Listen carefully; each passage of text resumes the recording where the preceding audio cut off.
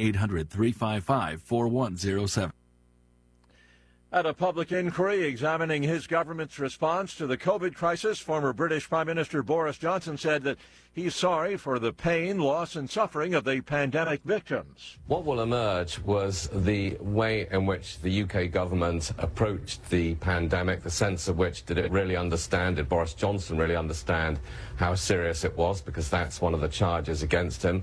The second thing I guess we'll get a really close look into is these kind of widespread allegations that the government was just dysfunctional, that no matter the challenge of this particular pandemic, no matter the fact that previous governments had prepared for it, this looks like a particularly dysfunctional government. The BBC's Rob Watson.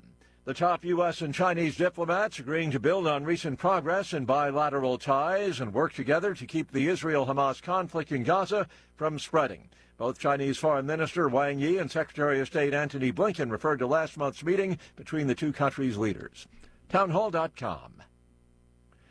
The NFL might soon become the IFL. That's I as in international. NFL Commissioner Roger Goodell says football will become a global sport within the next decade, with his league at the forefront of an effort that includes adding another international market next year for the regular season schedule. Brazil and Spain are the frontrunners. Goodell spoke at a forum promoting the Super Bowl, which will be played at Allegiant Stadium on February 11th. He says the big game will return to Las Vegas many times after this season. Ron DeRockstra reporting. The former Alaska Airlines pilot accused of trying to cut the engines of a Horizon Air jet in flight has been indicted on 83 charges of recklessly endangering another person, one charge of endangering an aircraft. However, Joseph Emerson is no longer charged with attempted murder. He is scheduled to be arraigned on the indictment tomorrow. Previously, he had pleaded not guilty to the attempted murder charge. More on these stories at townhall.com.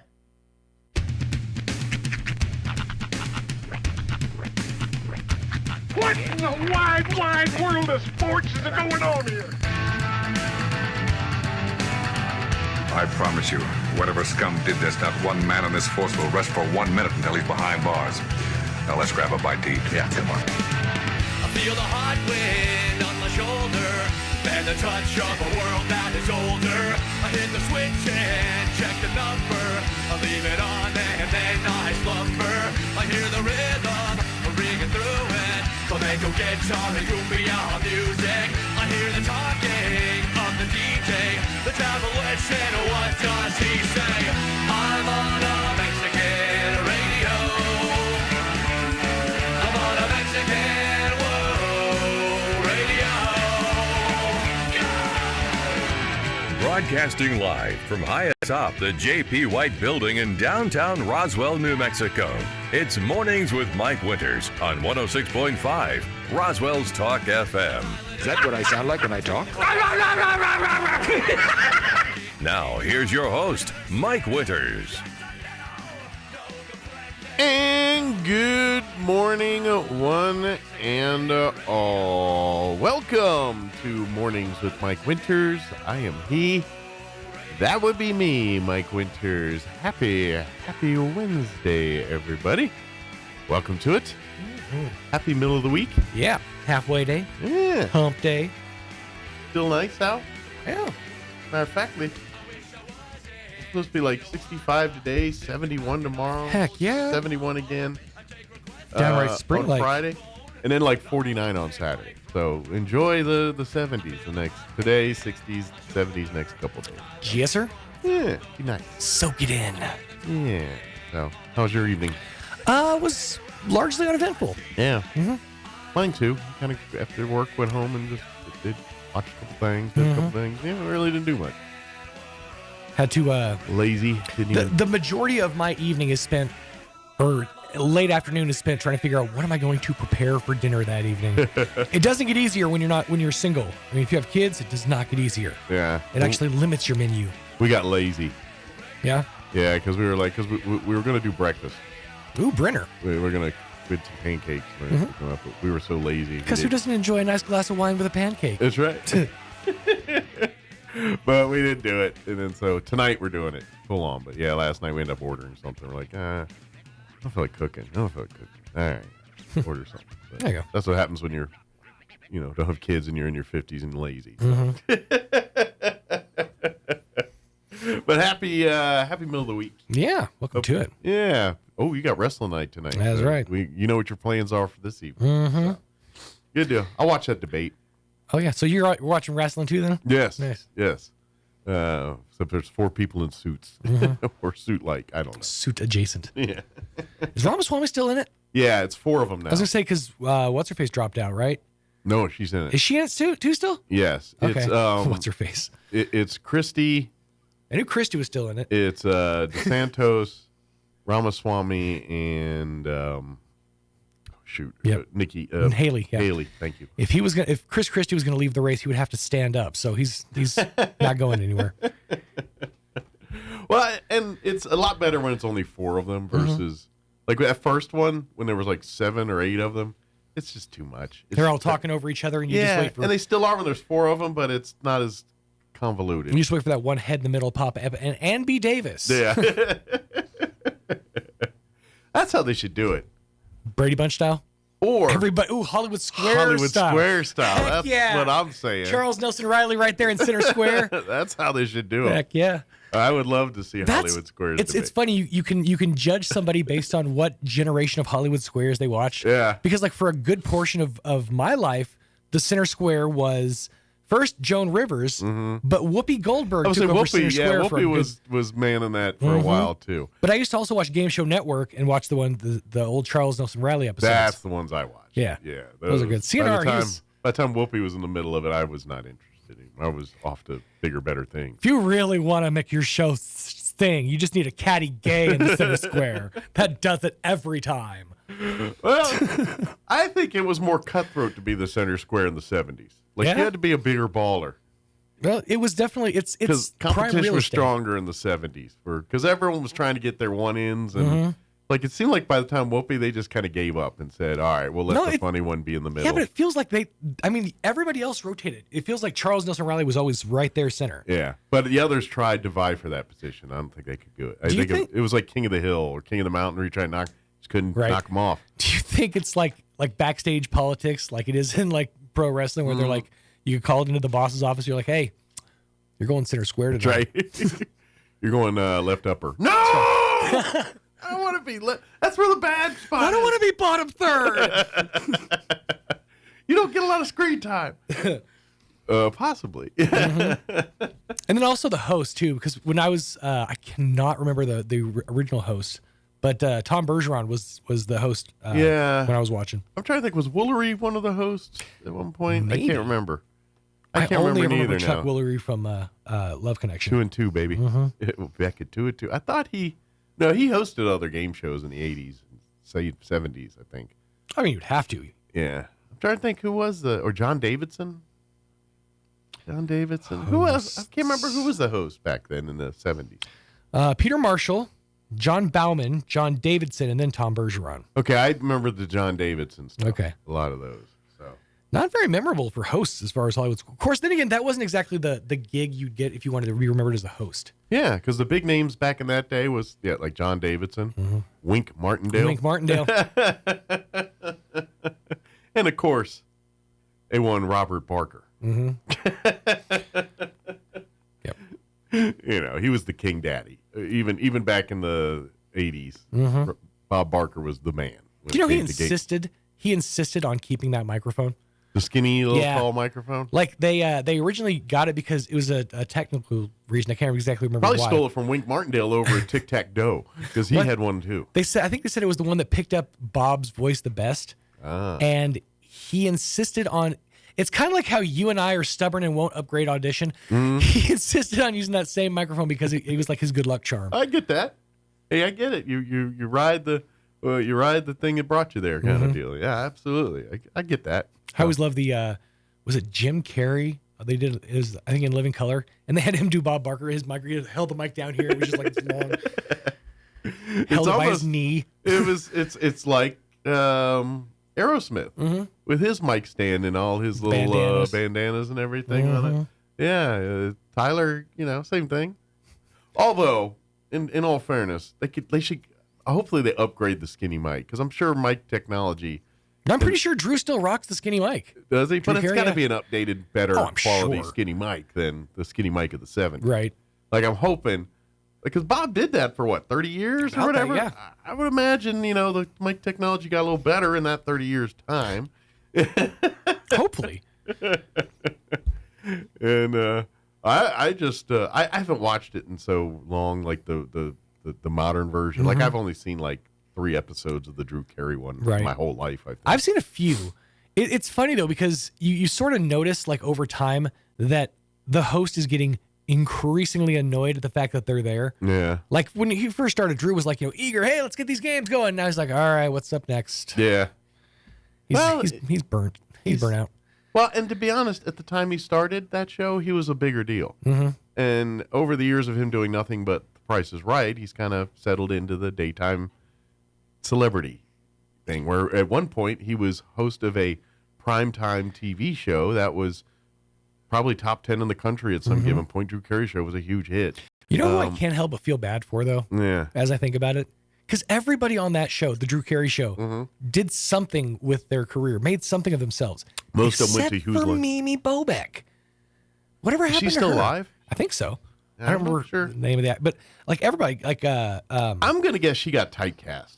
Ryan Stiles went on to do his, Who's Line thing. Pretty much half the cast went on to go do Who's Line. It's, Dietrich Bader does a lot of directing and acting. Yeah, he's all over the place. Yeah. Kathy, it's Kat. Is that really? I didn't realize it was Kathy Kinney that did that.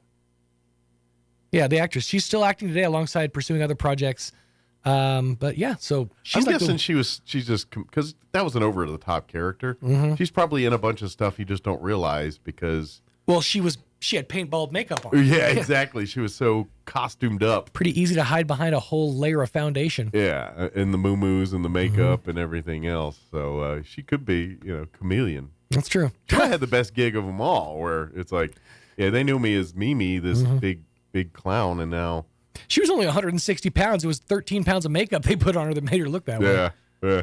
Well, and then, she hung out with Drew Carey a lot. He was a big man back then. He was. A hefty fella.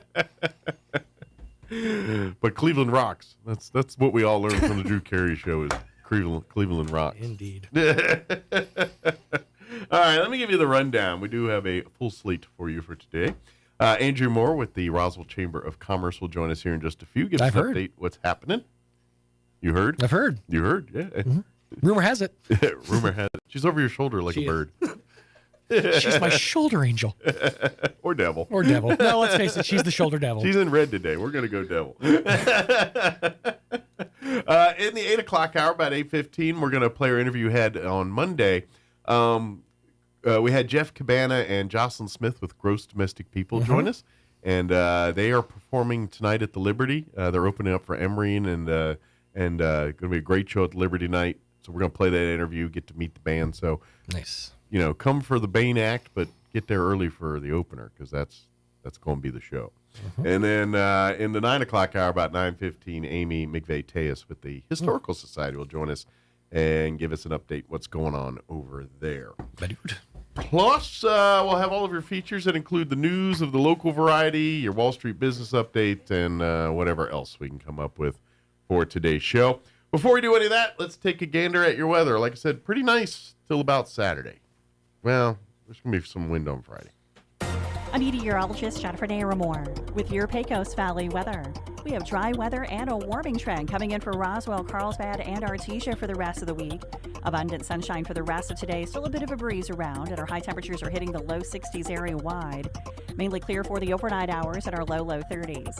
It'll be a sunny Wednesday, the high 65, and a good deal of sunshine for Thursday and Friday. Our highs are ranging from the low to mid-70s. That's your latest forecast.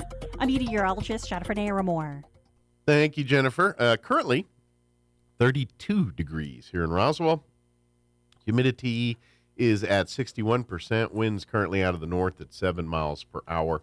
Mid-60s today, sunny and 65. Winds will be out of the south at around 5 to 10 miles per hour. Tonight, mostly clear. Overnight low of 34 degrees. South winds 5 to 10 miles per hour. We'll be in the 70s tomorrow. That's right, December in the 70s. What's up? Thursday, sunny, a high of 71. Winds will be out of the northwest 5 to 10 miles per hour. Friday, sunny and a high of 71, but the winds will be breezy. Out of the west, 5 to 15 miles per hour early, but later in the day, increasing 15 to 25, gusting as high as 35 miles per hour. And with that, bringing cooler temps for the weekend. Sunny and 49 on Saturday, sunny and 59 on Sunday, so near 60. And then we'll be floating in the upper 50s, 60s, near 60 for a good hunk of next week, it looks like there. All right, it is 7:18. We're going to take a 3-minute break, and then we will talk with Andrew Moore from the Roswell Chamber on the other side. Don't go away. You're listening to Mornings with Mike Winters. When you can't be home, make your space feel more like home with Candlewood Suites Roswell, New Mexico, featuring extended stay rooms, complete with kitchenettes in a quiet area, plus plenty of great amenities, including free hot coffee 24/7, and the Candlewood Cupboard 24-hour convenience store, plus the Candlewood Gym and free laundry facilities. Cool off in the outdoor pool, complete with hot tub, and enjoy the outdoor gazebo and grills. And the Candlewood Lending Locker for stuff you couldn't pack, like crock pots, board games, and more. Call 575-623-4300 to find out more. Candlewood Suites, where everyone here is sweet on you. Your home away from home. Pressure Services LLC in Artesia, New Mexico has immediate openings for experienced vacuum truck, kill truck, and hydrovac operators. Operators must hold a Class A CDL, at least 2 years of experience, and all positions require a clean driving record and must be able to pass a DOT drug and alcohol screening. Pressure Services offers great pay with IRA benefits and employer contribution towards health benefits. Please apply in person at 2702 North Freeman in Artesia, New Mexico. Equal opportunity employer. The Fergalicious boys can keep you hot this winter. Fergalicious. Oh yeah, it's getting cold out there, and Fergus Plumbing and Heating has what you need to keep things hot in your home. They can come by and winterize your pipes and check your insulation, and you know they'll do it with nothing but love. Oh yeah, baby. Call the Fergalicious boys at Fergus Plumbing and Heating at 622-2660. When you need it hot, Fergus is on the job. Fergalicious. Our lives run on energy every day. And every day, your friends and neighbors at New Mexico Gas Company safely deliver reliable, affordable, essential energy to New Mexicans. The kind of energy that brings families together, that surrounds us in comfort. The energy that warms homes and hearts. We're New Mexico Gas Company, and every day we deliver the energy that's behind some of the warmest moments in your life. That's why we're here. Asian Market brings the flavors of the East to Roswell. The market side has lots of new and different items, including new sauces and noodles to enhance your Asian dishes, plus new snacks and more. And the restaurant inside Asian Market has all Nook's favorites from 11 to 5, like wontons, egg drop, rice or noodle soup, crispy calamari, and the best barbecue fried rice in town. Dine in or call ahead for easy pickup. And find Asian Market on Facebook for updates on open times and specials. Hi, this is Nook. Come see me at Asian Market, 5702 South Main in Roswell. Call 575-840-5309. Up your spotting game with the help of Zia Guns USA in Roswell. Zia Guns USA is now an authorized full-line Tacticam dealer. The same scopes, cameras, and spotting equipment that the big boys use on TV. So now you can capture your hunt like never before. Zia Guns USA in Roswell also has a new shipment of knives by Benchmade and Case. Come check out the amazing selection for yourself. Take your hunt to the next level with Zia Guns USA in Roswell. Closed on Saturdays but open on Sundays at 1907 North Main in Roswell. Here's a Mornings with Mike Winters fun fact. 47.2% of all statistics are made up on the spot. Is this true? I'd say chances are about 50%. Here's Mike Winters.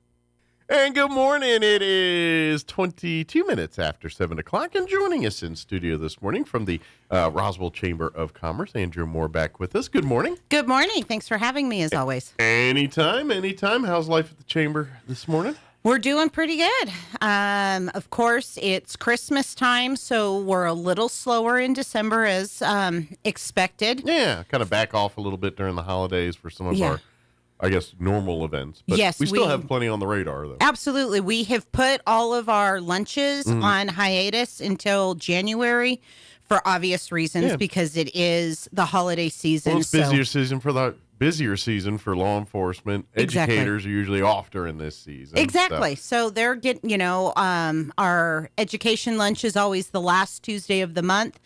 And back in October, we were looking at the calendar. So, of course, Dr. Sean Powell, Brian Luck with RISD, and Major General Grizzle and I were looking at the calendar, and we said, oh, my goodness, we're going into testing. So it's the end of the semester. NEMI got out right at Thanksgiving. They're done for the semester. They're done until next year. Exactly. Yeah. So we all made a collective decision. Why don't we just take some time off so that way in January we can really hit the ground running. The same thing came up with our Sheriff's Social Luncheon that, right through Thanksgiving and the Christmas season, that it just didn't make sense for us to try to continue to do all of that stuff. And then everybody else can go to their Christmas parties there and enjoy their stuff instead of, coming to our luncheon. Yeah. So be ready to come starting the first Wednesday of January with the county. Yeah. That's right. But that doesn't mean we don't have stuff going on. We do have some things planned. We have some business after hours and some holiday get-togethers. In fact, our Redcoats are going to have their big Christmas party tomorrow evening. Yeah. And so we're excited. This is our first Christmas party, our first real big Christmas party since COVID. So we're excited to zhuzh up the chamber and deck the halls and have a good time with our Redcoats. So if you're interested in being a Redcoat, tomorrow evening is actually a very great time to come over to the chamber, have some wonderful eats and get to know our crew, and we can give you the information on how to become a Redcoat. You do need to be a member of the chamber in order to be a Redcoat. That is one of the requirements. But we can do that pretty easily. But yeah, other than that, it's not a big deal. And chances are, if you're already with a business, you're probably already a chamber member. Yeah, if you work for a chamber member, then guess what? You're a chamber member. Exactly. So, what time is the party tomorrow? The party starts at 6 p.m. Okay, so come on by. Like I said, it's come and go, so you can kind of come and meet some of the Redcoats if you're interested. And of course, if you are a Redcoat, we hope you come on out for the party tomorrow and gather and have a little, because unless it's a huge event, we don't always have all of the Redcoats together. Sometimes we'll have a group of them here, unless it's like an all hands on deck event, which occasionally that does happen. Yeah. We don't see the entire Redcoat community at one time very often. Well, exactly, because all of our Redcoats are working community members. So when we put out our different events, for obvious reasons, it's not always conducive. Yeah. For example, we have some accountants that are Redcoats. So as soon as the first of the year rolls around, we know that we're probably not going to see them until April 16th. Exactly, until the end of April, beginning of April, May, until May. Right. For obvious reasons, they're a little busy. Right. Yeah. My father-in-law is a retired CPA, so I know very much that from January to April, but May vacation on, but from January to April, no, it's locked down. Don't call me unless it's for tax purposes. Starts working at 4 a.m, stops at like 9 o'clock at night. So exactly. So we had a fantastic event that was hosted by EDC. The air show committee was in town last week. Oh my gosh, Monday and Tuesday, I think it was. And Wednesday, I remember. And they had a huge reception out at the convention center, and that was one of our all hands on decks. That was one of those moments. Yeah. And every single one of our Redcoats that was in town, there were 2 that were able to make it because they just physically were not in town. Right. And so, but it was wonderful to see our Redcoats lined up, meeting and greeting every single person that came out to support not only the economic development team, but to welcome the selection committee that came in. And the chairman got up and made some comments, and they were overall very positive, that he was very thrilled to see how big our air center is, the space that the city is looking at being able to dedicate for the air races and air show. And of course, that takes place in the fall, but throughout the year, it is to my understanding that we would have other qualifying events and other activities that are related to the air races that happen in the fall. Yeah, I think it is kind of a year-round endeavor, even though the event itself is in the fall. But yeah, I think they will keep it, assuming we win everything and we get awarded. They'll keep a permanent presence out there all year and all that too. So it's very exciting. It is. It's hoping. And thank you to the community. Absolutely. I know that Mike Espiritu and his team has been going around doing the same, thanking everybody for coming out. Yeah. But on their behalf, thank you for coming out and being very supportive. Now we wait. Yes, it is to my understanding we will know the first quarter of next year. Yeah, that's what I heard. January, February time frame is when we expect to hear a decision on which of the, I believe, 6 different cities that are still 5 or 6 different that cities are still in the running there. So cross your fingers, do your happy dance or That's whatever right. you do. Do whatever it is you need to do. Knock on wood, whatever it is. Because it will definitely help not just Roswell and Travis County, but our entire state. Anytime you've got these large events, it helps everyone. Absolutely. Yeah. We, from what I hear, there was even entities from up north getting involved saying, what can we do to help you get this? Yeah. In fact, I'm glad that you said that. Yeah. I met with the road runners that are kind of the ambassadors with the Albuquerque Chamber of Commerce. They came into town the week prior to the selection committee coming into town, and myself, Christina Arnold, Matt Chappell, Will Cavan, and our city manager, Chad Cole, sat and spoke with the Roadrunners when they were coming through. And they had said, hey, if you guys need any help, because they also understand anything that helps Roswell and southeastern New Mexico, once again, helps everybody. Absolutely. We are a small town state. Yeah. And we're 200 plus miles from Albuquerque, but there are those ripple effects anytime we do anything. Well, you bring people into New Mexico, you bring them to Roswell for this, they're going to say, hey, let's go check out Albuquerque. Let's go check out Santa Fe. Let's go check out Carlsbad. Absolutely. Let's check out Ruidoso. Let's check out the other treasures of the state. Well, look at the other big events. Balloon Festival up in Albuquerque in October. We always get that ripple effect that people come down and go, hey, we're already in Albuquerque. Let's go check out Roswell. Go see the aliens. Yeah. UFO Festival in July. The opposite is true. Okay, we've checked out the UFO Festival. Now what's going on in Carlsbad? What's going on in Albuquerque? Let's go check all of this stuff out. Go see the horse racing in Ruidoso. Exactly. Exactly. It is. So our next big event that we're doing is we've got the Business After Hours celebrating 20 years at Hippie Chicks on Monday. And our Business After Hours do traditionally happen on Thursdays, but because this is such a unique and momentous occasion for Terry and her crew at Hippie Chicks, Monday from 5 to 7, we're doing a huge Business After Hours 20th anniversary celebration. So please, please, please come out to Business After Hours at Hippie Chicks. She will have all kinds. She always has. Oh, yeah. She puts the spread out. Yes, she has wonderful eats. She always has wonderful beverages, adult and otherwise. Yeah. And then she always does wonderful giveaways. She has all kinds of really cool gift cards and giveaways. Not to mention, it's the perfect time of year to do your Christmas or holiday shopping, and Hippie Chicks, fellas, I guarantee you'll find something that your significant other will love in that store, and vice versa. There's a lot of stuff for guys in there. There really is. She's got some really cool stuff, and like you said, this time of year, I've been in a couple of times, and I'm telling you, if you don't see something today, she always has a shipment coming in, and and there's new stuff.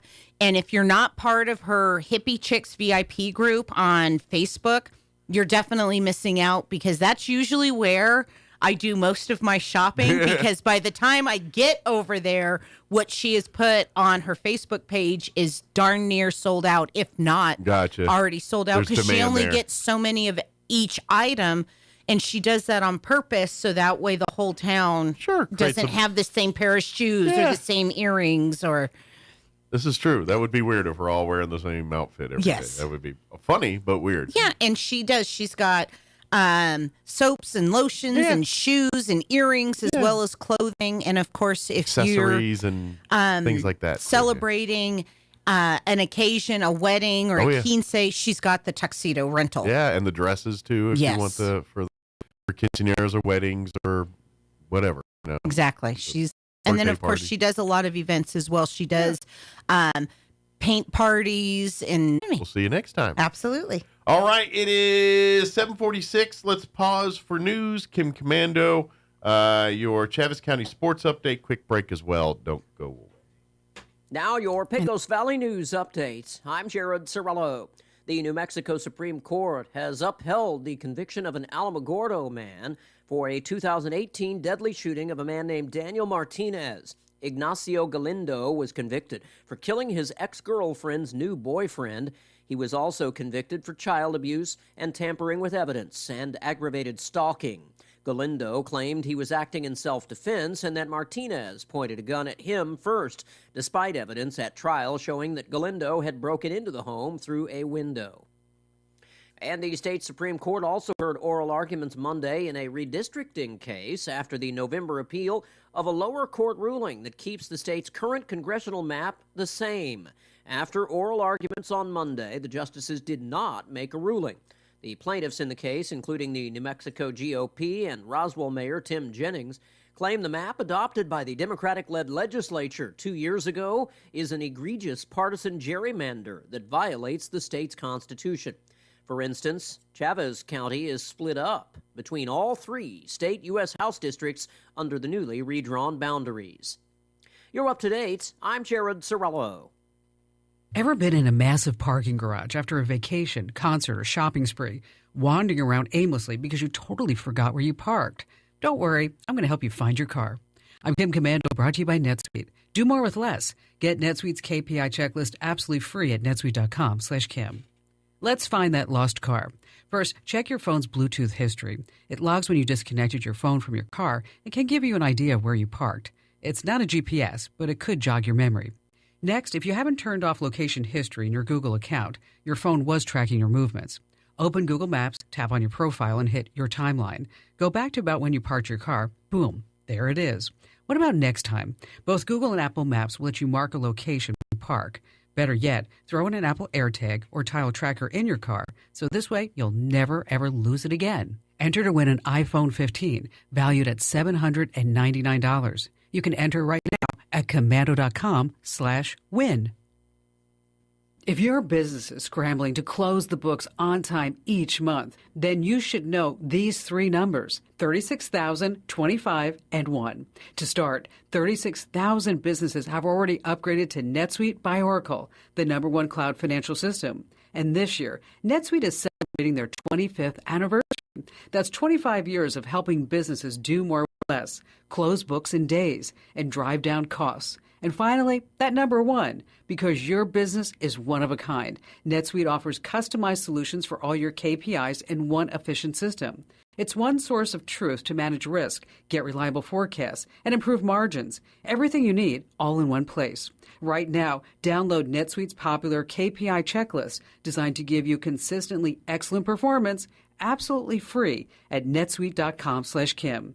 That's netsuite.com/Kim to get your own KPI checklist. netsuite.com/Kim. I'm meteorologist Jennifer Naramore with your Pecos Valley weather. Dry weather and a warming trend coming in for Roswell, Carlsbad, and Artesia for the rest of the week. Abundant sunshine for the rest of today. Still a bit of a breeze around, and our high temperatures are hitting the 60s area-wide. At our low 30s. It'll be Wednesday, the high 65, and a good deal of sunshine for Thursday and Friday. Our highs are ranging from the low to mid-70s. That's your latest forecast. I'm meteorologist Jennifer Naramore. In a time where humans and technology collide, ineffective technology plagues our businesses, schools, and healthcare environments. DSI Document Solutions has emerged as New Mexico's safeguard from the pains of slowed productivity. Providing our nation's top business technology, workflow strategies, and support, DSI is here to boost your productivity and reduce your costs. Get ready for success. Visit our new website at dsinc.com. WNM.com. It's time for the Chaves County Sports Report. Let's talk girls basketball, shall we? We talked about the boys yesterday. And the girls for Roswell High get started tonight. The Coyotes, coming off a disappointing year, will be playing its season opener, their season opener at Lovington. That starts at 5 o'clock. Lovington is 1-0. The team Lovington beat was Dexter by a score of 75-6.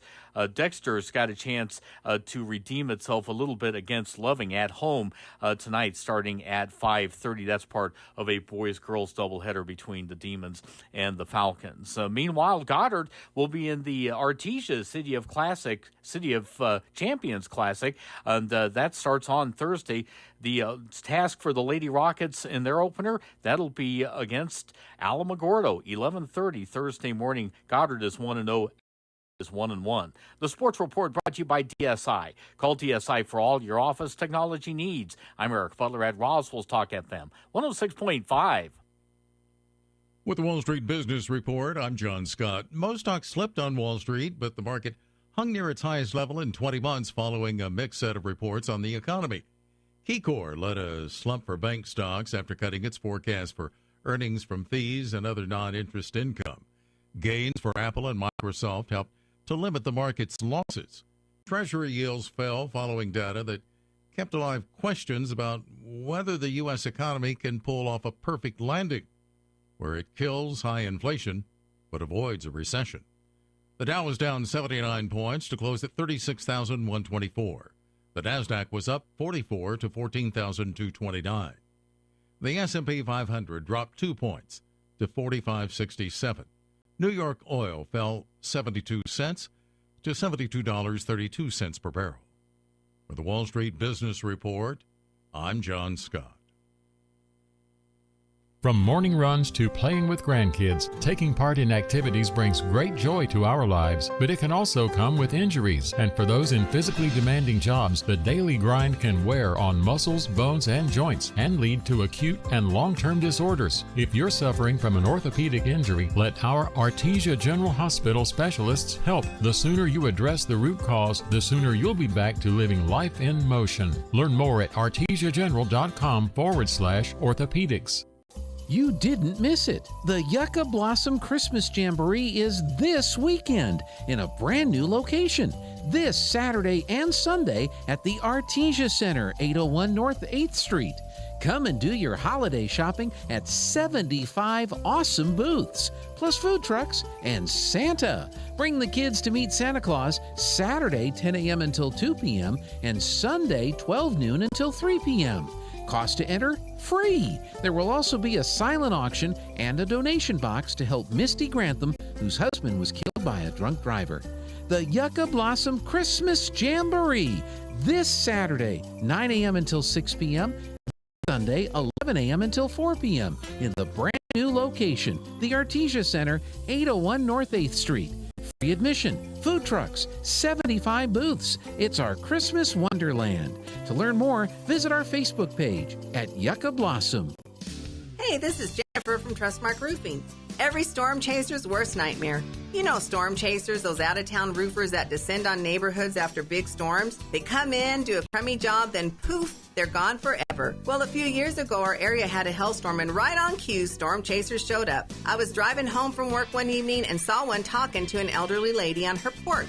I said, "Not today, buddy." I did a U-turn, pulled in the driveway, and walked right up to them. I warned the woman who they were talking to, and I chased away the storm chaser. The woman's daughter called me later and said a storm chaser ripped them off a few years ago. She thanked me for stopping this one and chose Trustmark for her roof. Trustmark Roofing. Every storm chaser's nightmare. Every homeowner's champion. Call today for your 20% off coupon for our spring and roof gutter maintenance service. 575-755-ROOF. Or visit TrustmarkRoofPros.com. Trustmark Roofing, we put people first.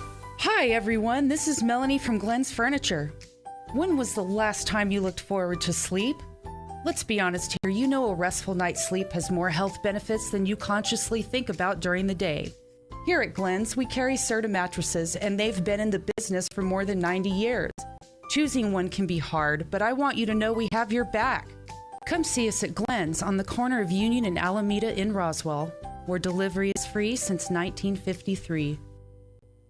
Asian Market brings the flavor of the east to Roswell. The market side has lots of new and different items, including new sauces and noodles to enhance your Asian dishes, plus and more. And the restaurant inside Asian Market has all Nook's favorites from 11 to 5, like wontons, egg drop, rice or noodle soup, crispy calamari, and the best barbecue fried rice in town. Dine in or call ahead for easy pickup. And find Asian Market on Facebook for updates on open times and specials. Hi, this is Nok. Come see me at Asian Market, 5702 South Main in Roswell. Call 575-840-5309. Knowledge is the power to see more, do more, and be more. As one of the most affordable universities in the Southwest, Eastern New Mexico University has helped thousands of people like you earn a degree. Spring 2024 at ENMU is the perfect time to get started. With affordable tuition, great scholarships, and a wide range of in-person or online classes. Learn your power. Apply today for spring 2024 at enmu.edu. Eastern New Mexico University. Student success. That's what we're about. Here's a Mornings with Mike Winters fun fact. Did you know you share your birthday with at least 9 million other people in the world? Your birthday isn't feeling so special now, is it? Here's Mike Winters. And good morning. It is 7:57. Stay tuned next hour. We're about 8:15 or so. We're going to play an interview we had on Monday with the band, half the band, Gross Domestic People. We had Jeff Cabana and Jocelyn Smith join us. They're going to be playing at the Liberty tonight. They're going to be opening up for Emory. I believe they go on at 6:30, I think I saw online. But yeah, we had them on, and we didn't play any music. We're going to get them in to do music because we didn't have the whole band. But we talked a little bit about the band and just talked about their journey in music and had great little 20-minute conversations. We're going to play that for you next hour, and of course invite you out to go to see them tonight at the Liberty.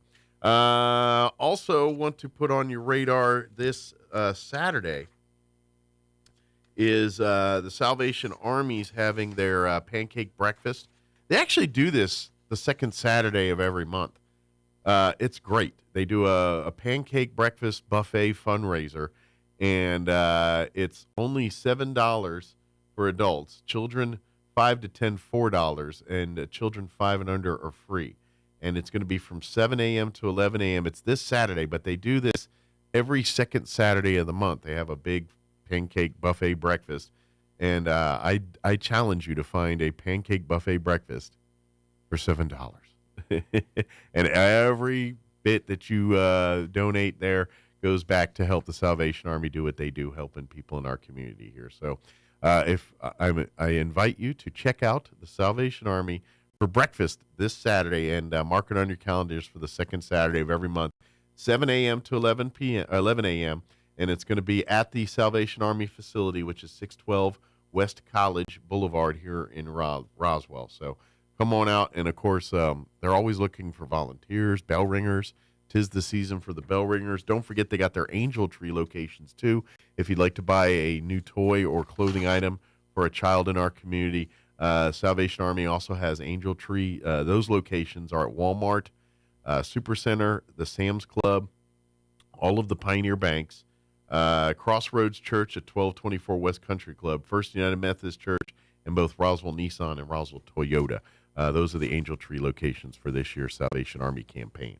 All right, you're listening to 106.5 Roswell's Talk FM, KEND, or Roswell, New Mexico. We'll be back. Don't go away. News this hour from townhall.com. I'm Rich. Israeli forces battling Hamas Gaza-wide after expanding their ground offensive to the territory's second largest city. The heavy fighting further shrinks the area where Palestinians can seek safety and has largely halted the distribution of vital aid. The assault on the south threatens further mass displacement within the besieged coastal enclave, where the UN says some 1.87 million people, over 80% of the population, have already fled their homes. Much of the north, including large parts of Gaza City, has been completely destroyed. Palestinians fear the rest of Gaza could suffer a similar fate as Israel tries to dismantle Hamas, which has deep roots in the territory it's ruled for 16 years. I'm Charles Dilladesma. President Biden telling Democrat donors he's not sure he'd be running for re-election if Mr. Trump wasn't in the race. Mr. Biden warns that democracy is more at risk in 2024 For his part, former President Trump focusing on the Biden record, soaring inflation and crime, the open southern border, Chinese spy balloon, and bungled Afghanistan withdrawal, among other things. Tonight's fourth GOP presidential candidates debate will be a slimmed-down showdown. The number of candidates on stage is shrinking, with only Florida Governor Ron DeSantis, former United Nations Ambassador Nikki Haley, entrepreneur Vivek Ramaswamy, and former New Jersey Governor Chris Christie on stage at the University of Alabama. Former President Trump will again be skipping the event. This is the fourth time the presidential hopefuls are meeting. 2 more debates are planned next month ahead of the Iowa caucuses and the New Hampshire primary. Ron DeRockstra reporting. The Pacific Northwest has been basking in unseasonably mild temperatures this week, but along with the warmth comes flooding rains, some water rescues in southwest Washington state. Wall Street, the Dow is up 126 points. More on these stories at townhall.com. Here's an important message from the Diabetes Solution Center. Do you like pricking your fingers to test your blood sugar levels? No one does, but it's important to maintain your health. And now, by wearing a small remote device called a continuous glucose monitor, or CGM, you don't need to prick your fingers anymore. It's easy to use and helps you make more accurate diabetes treatment decisions. If you are testing your blood sugar 3 or more times daily, injecting insulin, or using an insulin pump, call the Diabetes Solution Center right now. And if you have Medicare or most major insurance coverage, you may be able to get a CGM at little to no out-of-pocket. Shipping and will even your insurance company. If you are testing your blood sugar 3 or more times daily, injecting insulin, or using an insulin pump, call the Diabetes Solution Center right now to learn how to end the painful finger sticks and get your own continuous glucose monitor, or CGM, at little to no out-of-pocket cost. Outcome of a referendum in Venezuela and by the actions of President Nicolas Maduro. No sooner than the votes from Sunday's referendum were tallied, President Maduro has taken the next step in Venezuela's rapidly escalating territorial conflict with its neighbor Guyana. The Venezuelan leader has told the state-owned energy company PDVSA to begin issuing extraction licenses for oil, gas and minerals in the disputed territory called Essequibo. Furthermore, a bill will be put before the National Assembly, controlled by his party, to turn the region into a new Venezuelan state called Guyana Essequiba. The steps come just 2 days after the non-binding vote in Venezuela over the sovereignty of Essequibo, an oil-rich and jungled region of around 160,000 square kilometers. And that's the BBC's Will Grant. Iran says it has sent a capsule into orbit carrying animals, preparing for human missions in the years ahead. Townhall.com. Spend any online time with Wikipedia this year? The Wikimedia Foundation, the nonprofit behind the free, publicly edited online encyclopedia, says English Wikipedia has had more than 84 billion views this year. And the most popular article has been about ChatGPT. Number 2 this year has been the annual list of deaths, which always sees high traffic. Individual entries for notable people who died this year, such as Lisa Marie Presley and Matthew Perry, also have done well. The 2023 Cricket World Cup is in 3rd place. The Indian Premier League is number 4, while the Oppenheimer film rounds out the top 5. I'm Mike Hempen. Members of Hollywood's Actors Union have voted to ratify the tentative contract with studios that ended their nearly 4-month-old strike, a 78% approval rate on the contract. More on these stories at townhall.com.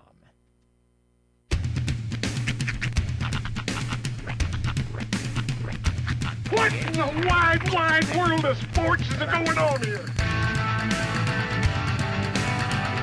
I promise you, whatever scum did this, not one man in this force will rest for 1 minute until he's behind bars. Now let's grab a bite to eat. Yeah, come on. I feel the hot wind on my shoulder and the touch of a world that is older. I hit the switch and check the number. I leave it on and then I slumber. I hear the rhythm ringing through it. Flamenco guitar and cumbia music. I hear the talking of the DJ. The travel listen, what does he say? I'm on a Mexican radio. I'm on a Mexican radio. Broadcasting live from high atop the J.P. White Building in downtown Roswell, New Mexico. It's Mornings with Mike Winters on 106.5 Roswell's Talk FM. Is that what I sound like when I talk? Now, here's your host, Mike Winters.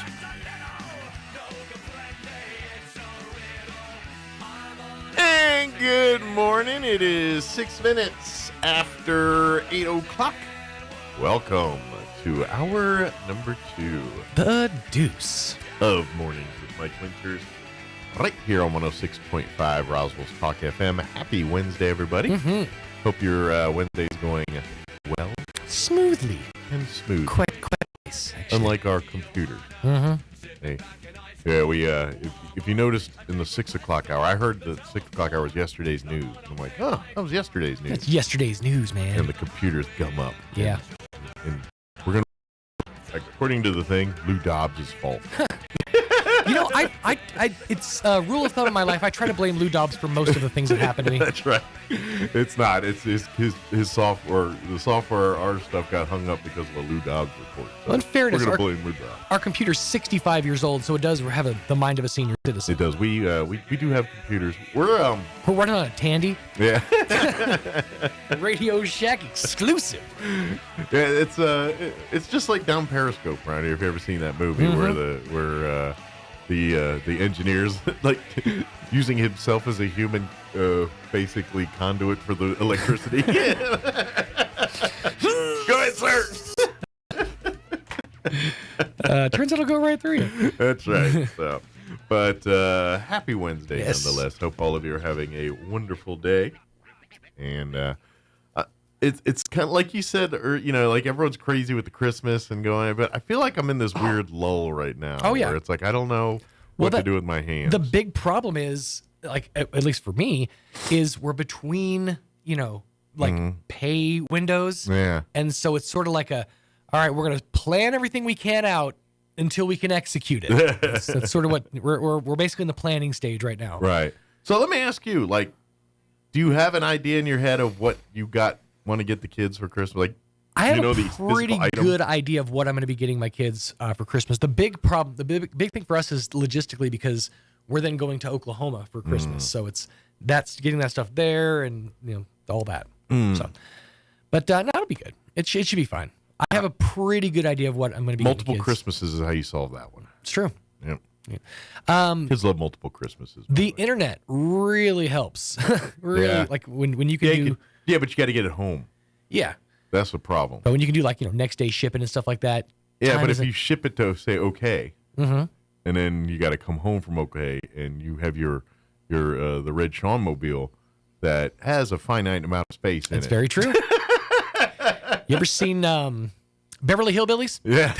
That's basically going to be my car on the way back. Stacking on the top. Stacked in the back with grandma on a rocking chair. Just go be down the road on 2 wheels teetering either time. Just do.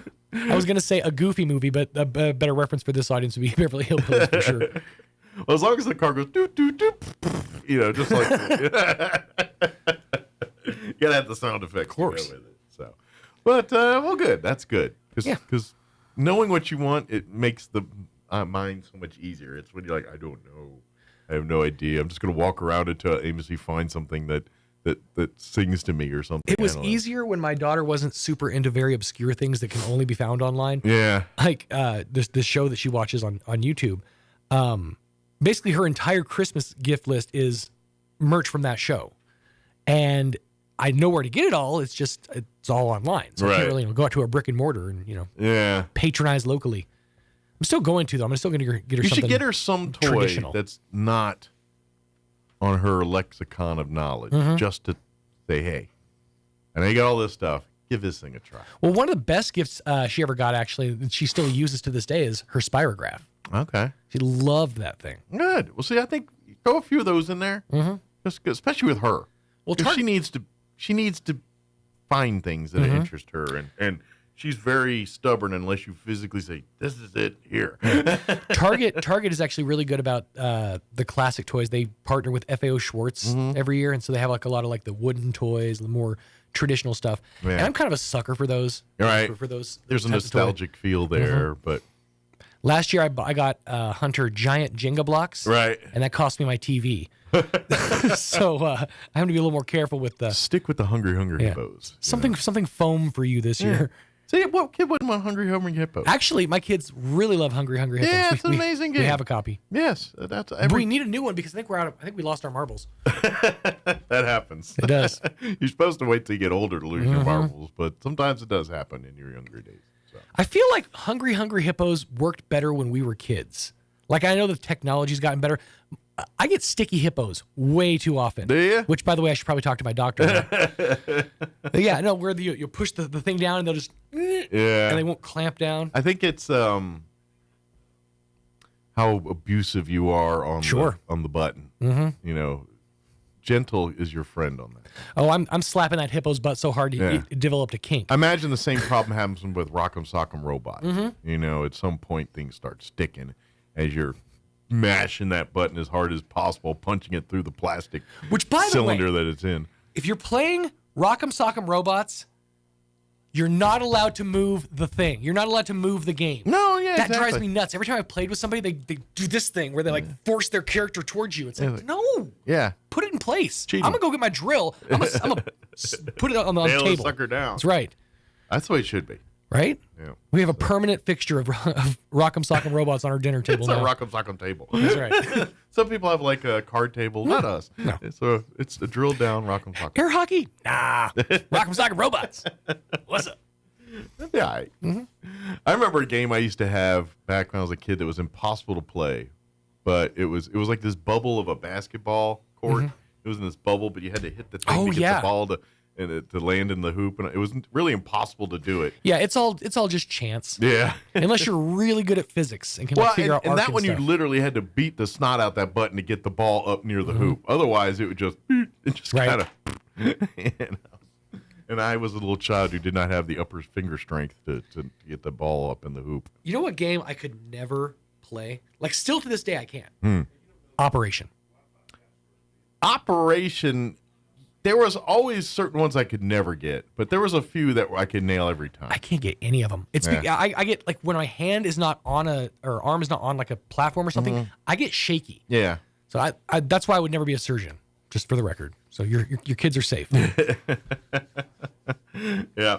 Well, I always wonder, do surgeons, did they practice as kids on playing Operation? They were the ones that were good at that. They used to play Operation. Well, from what I gathered, the big one is they would play Operation, or they would surgically remove the skin from an orange.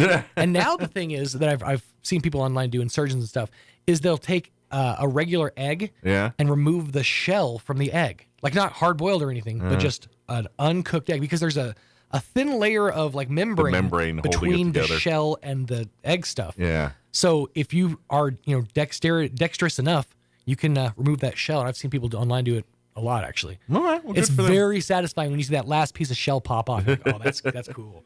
Yeah. But then what do you do with it? Find somebody to throw it at? Well, but it's so fragile. I imagine the slightest shift that could pop that bad boy because it's pretty fragile. Yeah. Or you do the satisfying thing. You pick it up ever so slightly and slam it into a frying pan. Or you give it to Roy and he pops his mouth like a jelly bean. like a gel cap. Actually, for what he talks about, the experience of the yolk pop, that would be perfect for. I'm about to say it might be that's like a true gusher. I'll talk to my surgeon friends, Roy, see if I can't get you. It's kind of like that. I don't know if it's still available, but when we were kids, it was like the Bubble Yum gum. Mm-hmm. But when they put those juice bursts in it, you remember those? And then for that first bite was like a squirt of juice in it. I think it's like that, but bigger. Dr. Pepper gum was the big one. Yeah. I think it was Hubba Bubba was the one that did the filled gum. Yeah, but it was all deceiving because literally the flavor would all be gone after like 6 chews. That company was like, we don't need to put flavor in the gum. There's plenty of flavor in the center. Yeah, and then it was completely flavorless after about 6 chews. Mm-hmm. But for that hot first bite, you quite got the it all. experience. Yep. So I feel like we just dodged how babies are made. Sort of explain the birds and the bees, but not really. And that's why I was a big leap chew kid. There you guys go. and kids. So let me give you the rundown for this hour of the show. We'll get you up to date with the weather here in just a few and all that. On Monday, we had, I guess you could say, half of the band Gross Domestic People join us, Jeff Cabana and Jocelyn Smith, drummer and bassist, respectively. They're performing tonight at the Liberty. Yes. They're opening up for Emory. You can get your tickets at thelibertyinc.com. Going to be a fun show tonight, and lots of great, if you love like rock alternative, that kind of stuff, grab a date and come on out to Liberty tonight and go check them out. But get there early so you can check out Gross Domestic People first. They're opening up. But we had a great little conversation with them on Monday. We're going to play that for you here in just a few. Nice. Later on in the hour, we'll get you up to date with news of the local variety along with your Wall Street business update. That dreaded Lou Dobbs report. Darn you, Lou. Locked everything up. Cowboys report and whatever else we can come up with for this hour of the show. So while we're doing all that, let's take a gander at your weather, which it's going to be warm, and then get cold. I'll take it. There's I your like a weather. little spring in my winter. There's your weather. Quick break. We'll be back. Now here's your weather. I'm meteorologist Steve Hamilton with your Pecos Valley weather. Looking pretty good and will stay mild for the rest of the week. We have high pressure in place, mid-60s, and sunshine coming up today. Overnight, a few clouds will drop into the mid-30s and then a little bit warmer on Thursday, 70 to 75 on the high and sunny. Low to mid-70s and sunshine for Friday, cooling off a little bit for the upcoming weekend, highs in the 50s and sunny. That's your latest forecast. I'm meteorologist Steve Hamilton. Thank you, Steve. Currently 35 degrees here in Roswell. Humidity is at 57%. Winds currently out of the north at 5 miles per hour. Sunny and 65 today. Winds will be out of the south, 5 to 10 miles per hour. Tonight, skies will be mostly clear. Expect an overnight low of 34 degrees. Southwest winds 5 to 10 miles per hour. We're going to be in the 70s tomorrow. Sunny and 71 for a high for you Thursday. Winds will be out of the west, 5 to 10 miles per hour. Clear skies tomorrow night. Looking at an overnight low of 38 degrees. Southwest winds 5 to 10. Warm on Friday, but windy.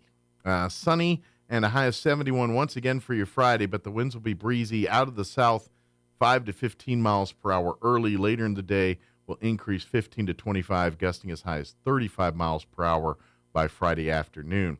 Friday night, clear skies, overnight low of 35. Winds will remain breezy.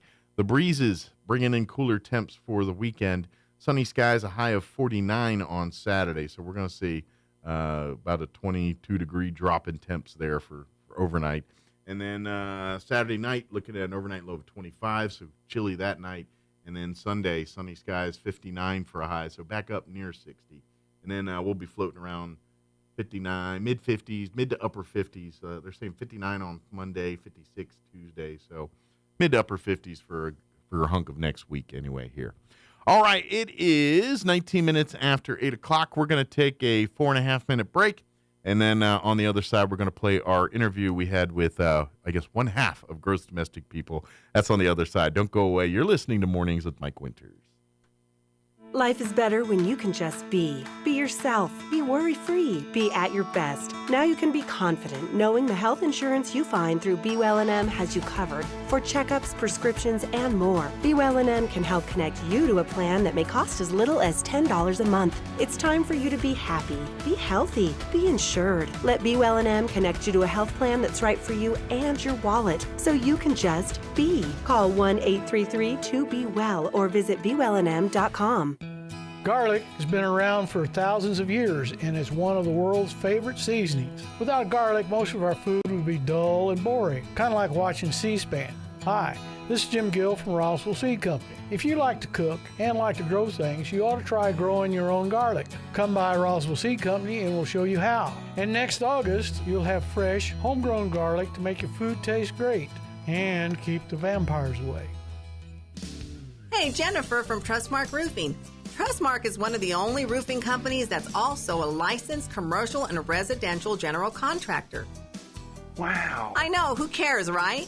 Well, you should care. You see, a licensed roofer can install a new roof on your home, but really can't handle structural problems underneath.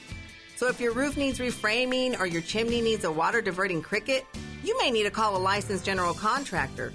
And coordinating two companies for your roofing job can get costly and messy fast.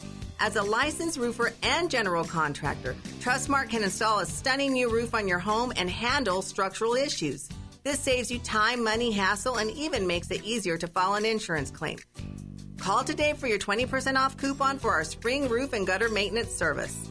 575-755-ROOF or visit us at trustmarkroofpros.com. Trustmark Roofing, we put people first.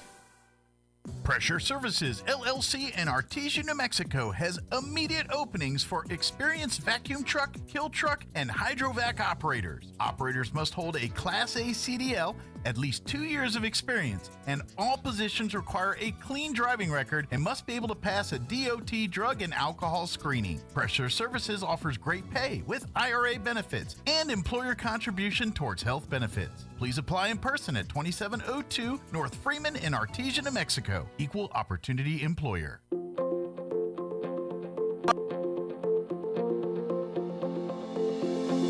Being called a fox in your marriage might not always be a good thing. Hi, this is Pastor Troy and my wife, Miss Julie, for the Joy of Marriage. In Song of Solomon it says, "Catch all the foxes, those little foxes, before they ruin the vineyard of love." I looked up the word fox and it means cunning, achieving one's goal by deceit or evasion. A female fox is a vixen, which is spiteful or a combative woman. Those little things we do to try to get our way can ruin our marriages. Try just being honest and talking through the situation. Do what's best for your marriage, not just for yourself. When Julie and I learned to choose to do what's right instead of trying to be right, our marriage turned around. You will find marriage is so much better when we work together. If you have any questions or would like further information about the Joy of Marriage Ministry, please go to jomconference.com. You didn't miss it. The Yucca Blossom Christmas Jamboree is this weekend in a brand new location. This Saturday and Sunday at the Artesia Center, 801 North 8th Street. Come and do your holiday shopping at 75 awesome booths, plus food trucks and Santa. Bring the kids to meet Santa Claus Saturday 10 a.m. until 2 p.m. and Sunday 12 noon until 3 p.m. Cost to enter? Free! There will also be a silent auction and a donation box to help Misty Grantham, whose husband was killed by a drunk driver. The Yucca Blossom Christmas Jamboree, this Saturday, 9 a.m. until 6 p.m., this Sunday, 11 a.m. until 4 p.m., in the brand new location, the Artesia Center, 801 North 8th Street. Free admission, food trucks, 75 booths. It's our Christmas wonderland. To learn more, visit our Facebook page at Yucca Blossom. Here's a Mornings with Mike Winters fun fact. There are 293 ways to make change for $1. Try all 293 on the guy who keeps borrowing money from you. Here's Mike Winters. Good morning. It is 16 minutes after 9 o'clock, and joining us in studio now, officially half. It was only a quarter for a minute. That's right. It was just a quarter for just a hot second here, but now half of the band, Gross Domestic People. Of course, we have Jeff Cabana here, drummer. Yes, sir. And then Jocelyn Smith, who by day is our video producer, Right. by night the bass player for Hello. Gross Domestic People. Good morning. How's everybody doing? Good. Good deal. Well, I know she's a little quiet, and you know this already. Yeah. So I'm pretty sure. And those of you that watch Mike's show a lot, you've probably seen Jocelyn on here with many hats. She pops does a lot. in, and she's the classiest part of the show, Yeah. right? Pretty much. So, but anyway, first talk a little bit about the band. How did Gross Domestic People start, and kind of just give us a little bit of background. So it started out actually just as a 3-piece instrumental. It was me, Jocelyn, and the guitar player Carlos. Okay, so like a Green Day, It's kind of 3-piece type and, deal. Didn't even have a vocalist. Right. We never really took it serious or intended for it to go anywhere in the beginning. You just love playing music. 3 friends jamming, right? Yeah, we just wanted to play. And then we brought Will in, and for a while we had another guitarist, but now he's not with us anymore. Okay. But Well, that's what Will, bands do. Right, exactly. Once Will came in and started writing the lyrics and singing, though, we knew it was... It started to kind of legitimize it from just a garage thing to, hey, this is a band. And we even changed the name of the band because the initials were always GDP, but they used to stand for something else. Oh, I got you. So... Well, that's a great thing about if you go with initials with your band, then it can float till you make it. You know? Right, exactly. I think it changed about 3 or 4 times before we settled. Well, sure. Right. Well, it was a running joke, and I would do it during our live shows. We did a couple live shows as a 3-piece instrumental before we had a singer. Before we had a band or an actual full band. Every time we did a song, I'd be like, thanks, we're GDP, that stands for Godfather Don't Play. I would just keep making up new just stuff. a different one. Yeah. It's kind of like when you break your arm or something, and you walk around in the cast or the sling, and then the fun part of doing that is everybody asks what you do your arm. You give them a different story every time. It could be ninjas, it could be, whatever you want. We don't have to really tell them is you hit it falling off the toilet or something. You know? Slipped in the shower. That's right. But so talk a little bit about the music. Is it rock alternative? What kind of where do you guys, John? Or can you pigeonhole it? It's a little bit of everything. Or it's kind of all over the place, but it's alternative rock. Gotcha. We call it high energy alternative rock. Gotcha. Well, that's the beauty of alternative rock. I mean, rock just goes into. I mean, you can't even get into metal without 37 different subgenres of metal and this and that. Right. But alternatives very much that where you could. Like, I've heard bands that are considered alternative that you probably, if you listen to their music, you're like, where's the rock part? It's more, it's more independent or more. Well, we say it's a roller coaster because we can go from soft, light music to heavy. Right. So. Well, and I think a lot of bands, rock bands. I mean, you all have, every band has their slower stuff or stuff that doesn't fit what the people know them for or whatever it is. But that's good. Then you got Nickelback, I guess, if you don't. Nothing wrong with Nickelback for people that like Nickelback. We like to keep people guessing. They never know what song's going to come next. Sure. So where's the writing side? Is it everybody contributes or does one like who's your or is it like Will's the lyrics guy, I'm more into the does everyone have their role in writing a song? Well, we all write our own instruments per se, but when we write together, I've never worked with a group of people like this, honestly, and I've been playing music for, I hate to even say this, but 31 years. Wow. Live music for 28 years. That's great. And I've never worked with a group like this before. We'll set up, for practice, and somebody will just start playing something to warm up. Like one of our more recent songs, Jocelyn just started playing this bass line to warm up a little. And it kind of turned into a song. We skipped the whole band practice that day and wrote that song. But I think that probably happens more often than you think. Right. Something hits you somewhere. Maybe one of you guys were in the shower one day and some riff hit you or some lyrics inspiration hit you. can't be, commanded. So you just kind of bring it to the band meeting and say, hey, this is can we play with it a little bit, see if there's something here? And I'm getting sometimes no, and it dies on the vine there. And then sometimes, hey, we got a song here. Well, there's been some songs that have been left in the wayward, but pretty much it's been pretty solid. Yeah, it's been one after another lately. So, but does everyone contribute as far as the lyric side? Or is that mostly Will's side? Yeah, Will writes all the lyrics. Gotcha. For sure. A lot of his lyrics are very personal. Okay. Personal stories from his life and stuff like that. The case in, if you listen to any band songs and you hear the vocal side, there's a story being told there. Definitely. Right. And it's usually through personal experience or through some kind of something that happened in somebody's life that impacted them greatly in one way or another. We always have a running joke in the band because I never know the lyrics of the song until we record the song. Right. And then I can hear it back. Well, you need the flow. You need the flow. It's like you're trying to memorize poetry versus lines. If there's a flow to it, it's a lot easier to memorize it versus something that's not. Right. And I, when we're practicing and writing, I only hear the vocals as an instrument. Right. I hear his tone, I hear his cadence, I hear his meter and stuff like that, but I don't hear the words themselves because I'm busy with the drums and listening to her. And and you wonder too, does that change the tone of a song a lot? Like you built the musical side of it, the instrumental side of it. That's all there, and it kind of goes one way. But then Will comes in with the lyrics, and that just takes the song in a whole different. And you're like, hey, it's kind of punching upbeat in my head, but now with the lyrics. This is more of a ballady kind of, does that happen a lot where one will kind of change the tone altogether of the song? We'll add full accents to go with the lyrics, like full band accents, to fit certain lines, things like that. So once we do start once I do start listening to what he's saying. Right. Yeah, we kind of readjust the song to it, I guess. Gotcha. So let me ask this, and because I'm fascinated by writing. This is the part about bands I love, is that whole how because it's not the same for every person. Right. Everyone does it different. But for you guys, like when it comes to the song, is there a certain like set of rules or set of way that you do, like when a song creates, or does it come from, like if one person comes in and says, I just heard this little riff and that's the whole song, or that's, but I mean, or you're like, okay, there's your riff, but now we got to go back, what's going to be, and create the other. I mean, how does that, like, is it a formal thing or is it literally a note or a line or something just begat everything? Honestly, it's when we sit down and write, it's more of a free-for-all. Right. Everyone's just kind of tossing ideas at each other, and then we just keep playing and playing and playing, and then it kind of forms. It's like Jell-O or clay, you but know? like you hear like, and the reason I ask is because you hear like, and again, I'm a Metallica fan, so I keep going back to that well, but you know, you hear, and there's always like, let's face it, even every Metallica song, but there's still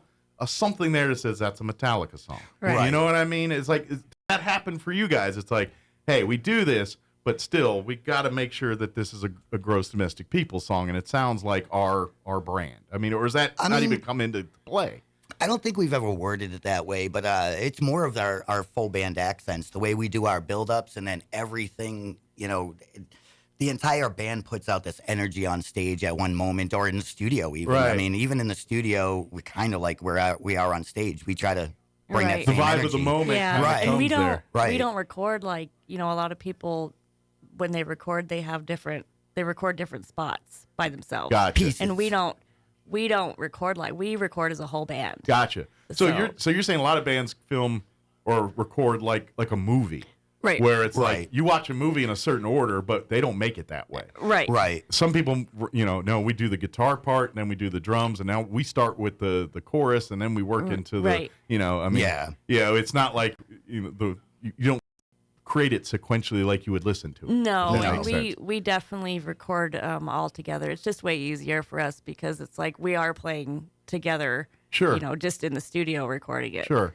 Instead of, you know, but I think that's what makes songs cool, because like whenever people have favorite songs and things, generally it's a part of the song that reeled them in. Right. A certain guitar riff or a certain drum or a certain vocal set that you're like, dude, that is, and then the rest of it kind of comes in. It's usually like a segment of the song. You're like, oh dang, look at, you know, how they harmonized or how everything just kind of came to play, and then you're like, oh dang, but then you start noticing. So I guess it makes sense that you write that way too. Yeah. It's like it does make sense. Well, at least for us, I know some bands and some artists can kind of recreate the live energy by recording that way, piece by piece, but we can't. Right. So we prefer to just record the instrumental live, and it really does portray the same energy we have on stage. And I imagine it's evolved over the years. Like you said, you've been doing this for 30 years. Yeah. I imagine how you did this in year 3 is way different than how you do it now. Definitely. You know Definitely.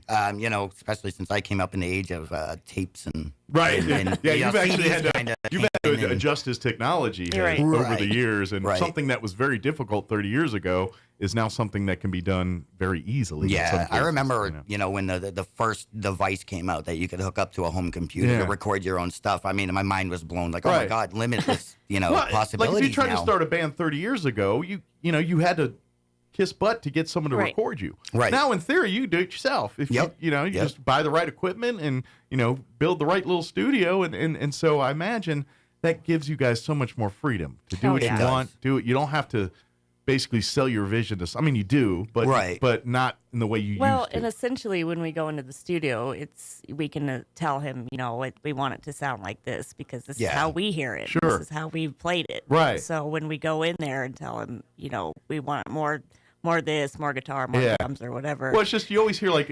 especially big, you know, bands like Queen and these other bands, you always hear their stories and you hear how many times these bands fought record labels for songs that are now, you know, iconic songs. Right. You're thinking if some record label guy had his way, we would have never known this thing. You know what I mean? Where it's a different world. It's not like that. It really is. The record label thing really doesn't exist anymore. Yeah. You know, it's a blessing and a curse. But, sure.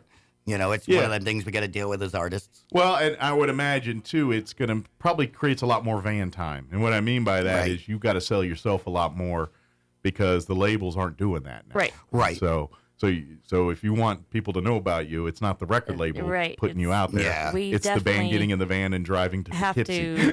Have to promote ourselves. We don't have promoters, or it's all us. Yeah. So, I mean, which is fun in indie. some way because it's the freedom to do what you want. You don't answer anybody. Right. But at the same time, it's a lot of bologna sandwiches and a lot of, It is. Sleeping out of the car and everything. Right. That comes with band life sometimes. Yeah. And we've done a couple of tours and stuff, but we're not focused on touring. More the writing, recording. We play a lot here in Roswell and New Mexico. Because we call ourselves grown folks. Sure. We all have You've jobs. got day jobs. Yeah. And We got kids, families. And this is what keeps y'all sane. Right. And It's our hobby. Yeah. And someday you never know. The right person sees it or hears it and turns into your day job. And we've been real lucky so far. So far, some of the right people have heard us and really helped us. I'd be amiss if I didn't mention Josh at the Liberty. He's been a big help to our band. Absolutely. Which I haven't even got to the plug yet. We're right to that part. He, early on, gave us an opportunity to start, opening up there, and he's been really awesome to us. And his venue and other venues like it are the reason Roswell has such a great, I mean, sort of underground music scene. I don't know if underground's the right term. I mean, it's less underground than it was before, but certainly not mainstream. Yeah. And and that's the goal for any band starting out in Roswell. We got a band. We're going to start playing shows. Your goal is to eventually open up for a bigger name at the Liberty. Sure. Because that's your opportunity here. Sure. But that's when the eyeballs see it too, because you never know when the manager for one of these big bands that come through town see you guys and say, "Hey, we'd love to bring you on the road with us to open for a couple of other shows." Yeah. And next thing you know, it hasn't happened to us yet, but but that's that's kind of and the next thing you know, you go from being the third band on stage to the second band, and then next thing you know, you're the headliner at that point here. So now, if you want to come and see Gross Domestic People on stage live, not in a studio talking to me on a microphone. They're going to be at the Liberty Wednesday night here. Yeah. You guys are opening for Emory, I think, right? Yes. It's going to be Emory, but they also brought with them the Almost. When we first booked it, I thought it was one name, Emory and the Almost, and then I learned different. Okay. And then Bad Luck is opening up as well. Nice. Very good. So tickets, thelibertyinc.com. You can always get your tickets there. Or hit up any member of Gross Domestic People. Yep. I think we still have a few left that we're selling. Well, you're giving away, or you got a few you guys could sell? Yes, I'm all out, but I think some of the other members still have a couple. Okay. And I think so if you look up, just do a Gross Domestic People, maybe throw in a Roswell NM on there on Facebook. Roswell. You'll pop right up, because I imagine there might be a few other people that share. We're the only ones with that name, as far as I know, on Spotify at least. There's a lot of GDPs, but they all stand for other stuff. Right, all the ones we were talking about earlier. Right, and that's why we rebranded when we released the full-length LP, was because we are finding GDP was hell on search engines in general. Yeah. Because it's an obvious play on gross domestic product. Sure. So we changed it, and we rebranded as the full name now. Well, you're just tired of everyone looking up, wanting to see your band and getting a bunch of statistics. Different things. Yeah. The cool thing is whenever, different publications mention the GDP, the actual GDP, I go on and thanks for the shout out. That's right. See us at Liberty Wednesday night. Yeah, exactly. But what time do you guys start? Probably about 7:30. Yeah, usually between 7 and 7:30. The concert officially, I think about 8 or so, but you guys want to get there a little that one's early. on a weekday, so we might go on a touch early. Okay. Doors open at 6, so you want to get there at 6, get yourself some food. I'm going to say come hungry, because they usually put out some good the best food. Beer, I'm not sure what the menu is that night, but it's always good. I always get whatever fry or nacho option they have, because it's always awesome. Yeah. Is that a perk of the band? Do they feed you guys? They do feed us. They do. Oh, no, Josh is really good to us. We get drinks. Well, that's kind of especially at this stage, because like you said, if the bands at this level are living together 24/7 or doing his thing, and so they're paying. Their pay is drinks and food sometimes. Right. And we're happy cost to of take living it. expense. And quite frankly, you try to buy a meal nowadays, that's a lot of money. Right. It is. But come on out, have a great time. Come and get and then where you guys after this? Do you have a gig lined up next? Or January. Yes, in January.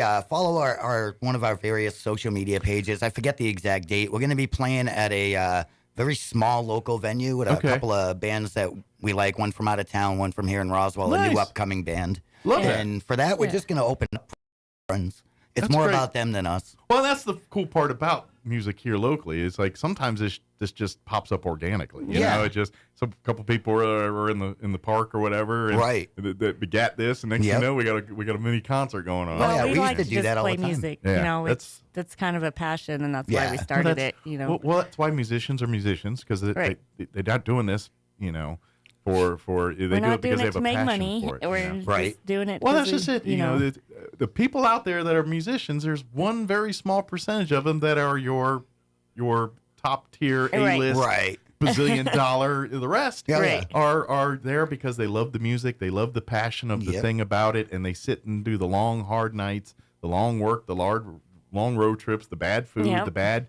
You know, that's because they love this music more than anything else. And that's why you guys, even though by day you're doing your day jobs, but at night you still, and like you said, after 30 years, I know I know what it's like when you get in your 40s, 50s, and you're like, I just want to sit here and be lazy and watch TV tonight. Well, me and Jeff are the oldest ones in the band. You guys are the seasoned ones.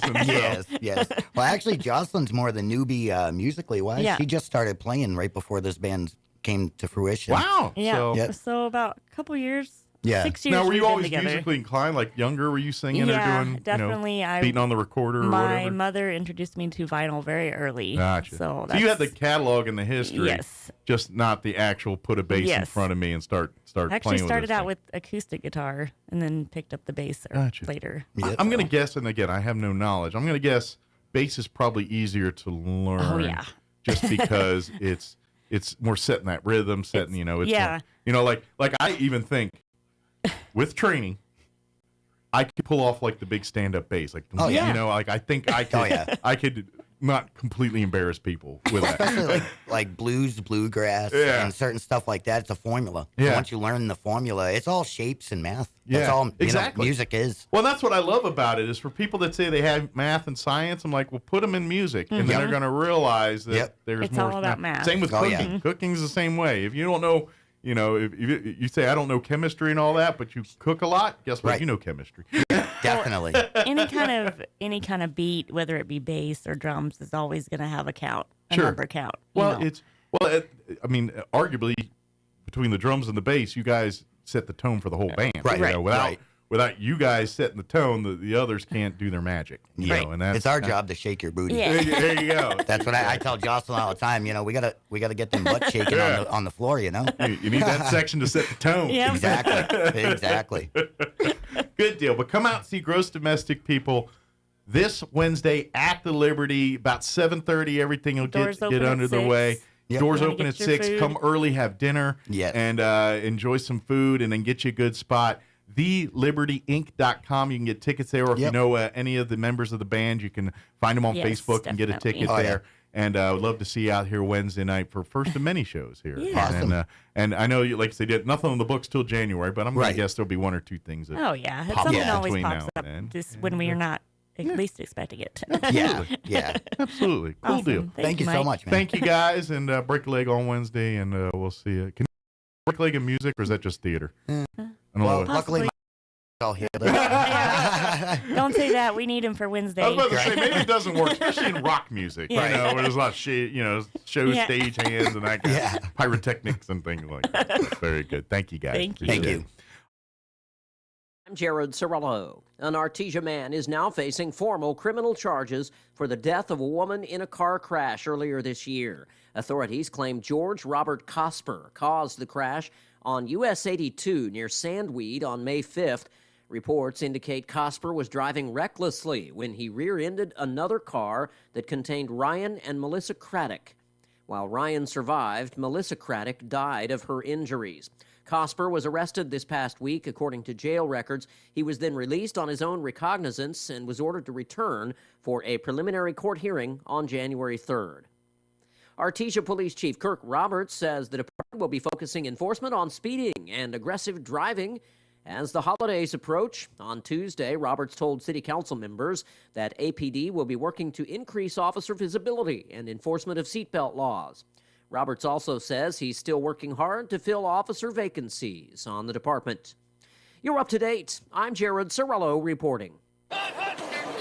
Hi, everyone. With your Cowboys Report, I'm Christy Scales. Dak Prescott has entered conversation as league MVP, putting up some of the best numbers of his career entering Sunday's big game against Philly. The offensive coordinator explains why right after this. Whether you're getting ready to purchase a home, setting up a college fund for your kids, or preparing for retirement, you're working hard to live a life you love. And you deserve peace of mind knowing your home, loved ones, and future are protected. At SWBC, we can help you assess your personal situation and create a customized solution to make sure you're prepared for whatever life throws your way. Visit SWBC.com to learn about your mortgage, insurance, and wealth management options today. That's SWBC.com. Cowboys Nation is big because everything's bigger in Texas. And Reliant has the energy to power it all. From home field advantage to home sweet home, Reliant has Dallas Cowboys fans all across the Lone Star State covered for every electric moment this season and beyond. Reliant, proud to be the official energy provider of your Dallas Cowboys. Reliant, PUCT number 10007. Since losing a close game in Philly 5 weeks ago, the Cowboys have won 4 straight, and Dak Prescott is putting up MVP-type numbers. 26 touchdowns, just 6 picks, and a passer rating of 108. Offensive coordinator Brian Schottenheimer was asked why Dak's numbers have skyrocketed since that loss to the Eagles. He's so comfortable with where he's at as a player. He's comfortable with the system. He's comfortable with the guys playing around him. You know, I know he'll be the first to say one of the huge things for us has been the play of our offensive line. The thing about them is they don't get the gaudy stats like some of the receivers or skill guys can get, but those guys are playing so well right now for us. Cowboys-Eagles is primetime Sunday night. A Dallas win ties them with Philly for the division lead. With your Cowboys Report, I'm Christy Scales. I'm meteorologist Steve Hamilton with your Pecos Valley weather. Looking pretty good and will stay mild for the rest of the week. We have high pressure in place, mid-60s, and sunshine coming up today. Overnight, a few clouds will drop into the mid-30s and then a little bit warmer on Thursday, 70 to 75 on the high and sunny. Low to mid-70s and sunshine for Friday. Cooling off a little bit for the upcoming weekend. Highs in the 50s and sunny. That's your latest forecast. I'm meteorologist Steve Hamilton. All across America, this is the Lou Dobbs Business Report. I'm Lou Dobbs. Wall Street rallies slowing. More key jobs data today. Stocks still slipping. All 3 major indexes down this week after 5 consecutive weekly gains. The Dow Jones Industrial's down nearly 80 points yesterday, second straight losing session. The Nasdaq slightly higher, carried by Apple jumping 2%. Apple's market cap back above, are you ready? $3 trillion. The stock's up more than 50% so far this year. Job openings fell to a 28-month low in October. Yesterday's JOLTS report well below economists' expectations. November ADP employment update today. Private payrolls are expected to have added 128,000 jobs last month, an estimated increase of 15,000 from the previous month. X.AI has already brought in more than $130 million from a handful of investors in the past week. Meanwhile, Musk says the full impact of Tesla's Cybertruck won't be felt for another year or perhaps more. Shares of Tesla down about 4% since the debut of the Cybertruck. Please join me twice each weekday for the Lou Dobbs Business Report right here. Business news you need to know. Keep listening for more. This is the Lou Dobbs Business Report.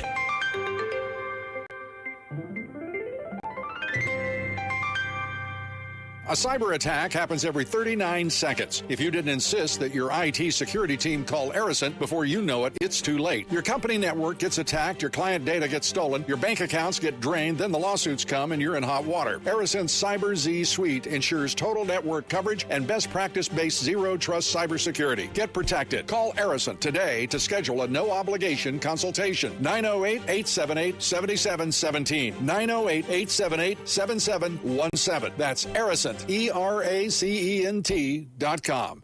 Need new windows for your home? Beware of the sales gangster. Jennifer from Trustmark Roofing and Windows here. A sales gangster is a window salesperson with the mobster mentality. They intimidate, bully, and fast talk you into buying their less than quality windows during a 3-hour pitch.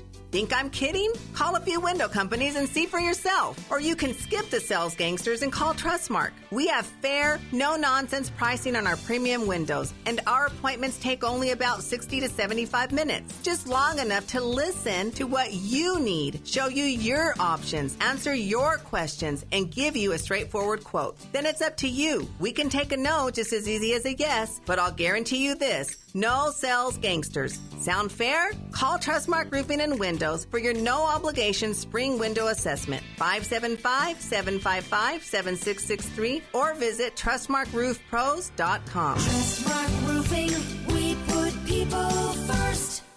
The Fergalicious boys can keep you hot this winter.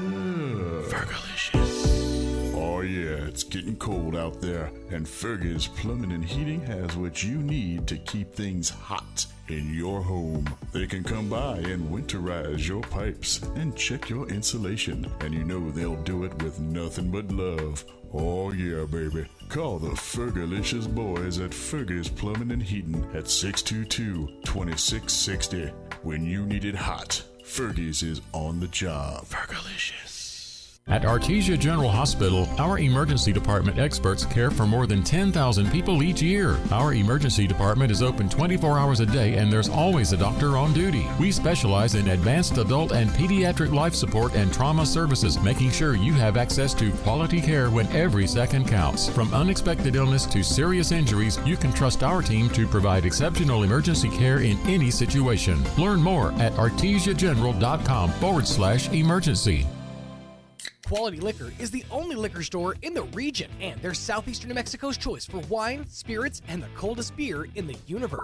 And Quality Liquor has the best selection of top special edition tequilas not found anywhere else, like Clase Azul, Michael Jordan's Cincoro, Casa Dragones, Casa Amigos, Coralejo, and even Don Julio's 1942 Primavera, and a fine line of bourbons. Stop by, meet owner Dickie Davis, Sean, and Gina, and see why folks from as far away as Carlsbad make the drive for the quality service at Quality Liquor, 1400 South Main in Roswell, across from Beyond. Keeping the good times flowing for more than 50 years. Are you looking for a way to serve your community? Look no further than the New Mexico Army National Guard. Whether it's disaster relief or defending our freedoms, the New Mexico Army National Guard is always ready to serve. Gain valuable skills, receive world-class training, and be a part of a team that makes a difference. Step up and become the best version of yourself. To join the New Mexico Army National Guard, call us at 1-800-GO-GUARD. That's 1-800-GO-GUARD. Let's face it, guys. We're living in times where the truth is becoming more suppressed and censorship is increasing at an alarming rate, especially on social media platforms. It's Clyde, and I want to tell you about a safe and secure digital playground we put together just for you. It's aftermath.media. You get access to thousands of Ground Zero archives and podcasts, along with our private social media groups with your basic membership starting at only $7 a month. Each subscription includes tech support, access to the RSS feeds, along with our own chat room and Telegram channel. In addition, the premium membership includes research study groups, webinars, a document and movie library, a live video stream of Ground Zero, a monthly Zoom chat with me, and other bonus content.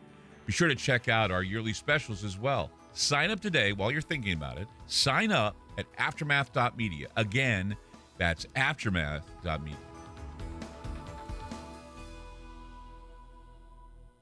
Here's a Mornings with Mike Winters fun fact. The U.S. Treasury once considered producing donut-shaped coins. They instead decided to go with coin-shaped donuts. Here's Mike Winters. And good morning. It is 53 minutes after 8 o'clock. Stay tuned next hour. Here about 9:15 or so. Amy McVeigh-Tejas with the Historical Society for Southeast New Mexico will join us and give us an update what's going on there. But I was scrolling on the internet, as one does, and I've talked about this on the show before, but we are in the Christmas season now, and the debates are starting back up again, as they do every year, and I am staunchly been fighting this debate my entire, since this has come out. But you know, everyone and people in the listening audience, it's a very polarizing subject. Is Die Hard a Christmas movie? And you're going to get people on both sides that are staunchly no, it's not a Christmas movie, and the other side that says it is a Christmas movie. And I, just for reference, am on team not Christmas. And I know that upsets a lot of people because, like, well, it's a Christmas. And there's two reasons. And there's one I just read, and this is the reason why I brought it up. Because to me, this should shut everybody up. Problem is, it won't. But it should. So, people, and my boss likes to tweak me by just occasionally random and throwing in Die Hard as a Christmas movie type things, or anytime there's a Die Hard related product that comes out during the Christmas holidays, he likes to point out that it's a Christmas movie to me, just to get me going, because he knows it's a button. But so my argument always is that the movie came out in July. When Die Hard was released in theaters as a movie, it came out in July. And they don't issue Christmas movies in July. Now, they may have back when Miracle on 34th Street, because it was a different time in marketing. But as a whole, they don't release summer block or Christmas movies during the summer blockbuster season, even in the 1980s when Bruce Willis Die Hard movie came out. Now, here's so to me that's definitive. I'm like, it came out in July. It's not a Christmas movie. But that's not acceptable for people. So, I offer you this. I was reading an article. Yes. I have not. Yeah, I haven't seen that one. Yeah.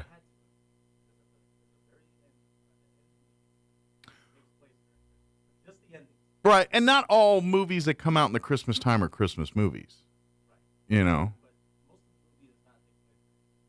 Right.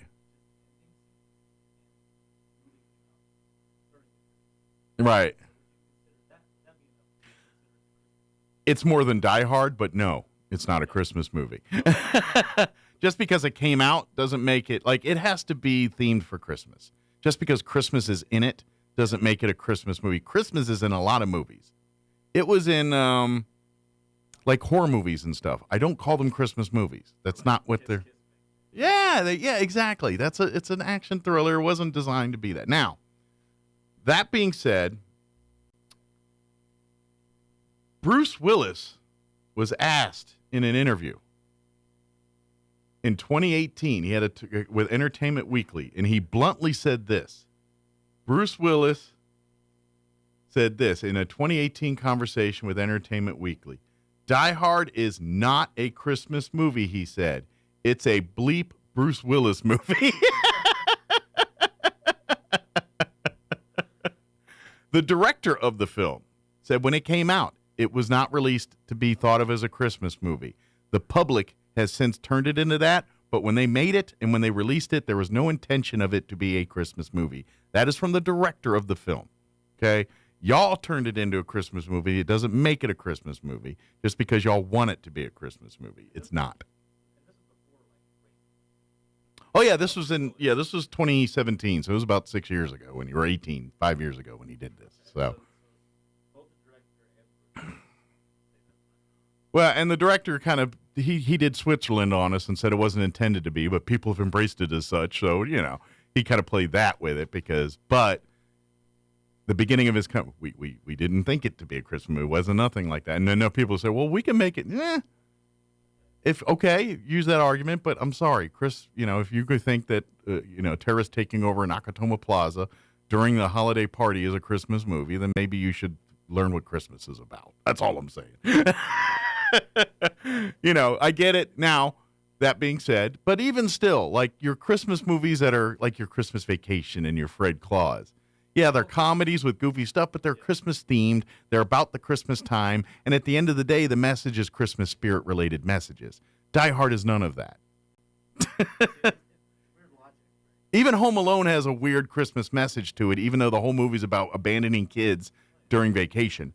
There's still a Christmas message, where Die Hard has none of that. I have. Yes, I have. Yeah. Yeah, there's only one Thanksgiving movie, Planes, Trains, and Automobiles. That's the official Thanksgiving movie. Yeah, that's just it. There isn't. Because we blow over the holiday like everything else. It's either Halloween or Christmas. So it's y'all's fault. We need good Thanksgiving movies. All right, it is 9 o'clock. We're gonna pause for news. We'll be back on the other side of news. Your home for Coast to Coast AM in Roswell, 106.5, Roswell's Talk FM, KEND, Roswell, New Mexico. News this hour from townhall.com. I'm Rich Thomason. Taking a stand, Republican Senator Lindsey Graham insisting there will be no foreign aid bill for Ukraine and Israel until Democrats agree to include resources to address the border crisis. Senator Graham used Tuesday's FBI oversight hearing to accuse Democrats of playing a game, making just enough concessions on the border to win a handful of Republican votes for their aid package. But he warned, we're united over here. For Republicans, Graham says, the border is a matter of U.S. national security. At a time when the threats to our nation are all-time high. Graham says the bill cannot exclude border funding, despite the fact that he and other Republicans desire to pass a bill for Ukraine, Israel, and Taiwan. You're putting your nation at risk, and the consequence of this is going to be devastating to the world. Bob Agnew reporting. Disturbing testimony from Jewish students. They've told Congress of the repulsive anti-Semitism they've had to deal with on the campuses of some of the country's leading universities, including Ivy League schools. Anti-Semitism has surged worldwide since the vicious Hamas terrorist attack on Israel. At 8.7 million, the number of job openings in October fell to its lowest level in about 2.5 years. It's a sign that hiring is cooling in the face of higher interest rates. Openings were down significantly from 9.4 million in September. Hiring is slowing from the breakneck pace of the past 2 years. Still, employers have added 239,000 jobs a month this year. And that's correspondent Jeremy House. His work included the groundbreaking 70s sitcom All in the Family. TV writer, director, and producer Norman Lear has died at his home in Los Angeles. Norman Lear was 101 years old. On Wall Street, the Dow up 48 points, NASDAQ ahead 41. More on these stories at townhall.com. Everybody wants cheap airfare, but where do you find it? You call low-cost airlines. Their prices are direct from the airlines, and they're so low you can't find these fares published anywhere. They specialize in cheap flights, discount hotel rooms, cheap car rental rates, and great package deals anywhere around the world. Wherever you want to go, they can help you get there cheaply and with a best price guarantee. If you want the lowest prices on your airline tickets or other travel services, call now. That's right, call. That's the only way to get these rates. Experts are standing by 24/7 to get you the cheapest airfare and hotel rates available. So don't wait. Call right now for the lowest travel prices anywhere and for great last-minute travel deals too.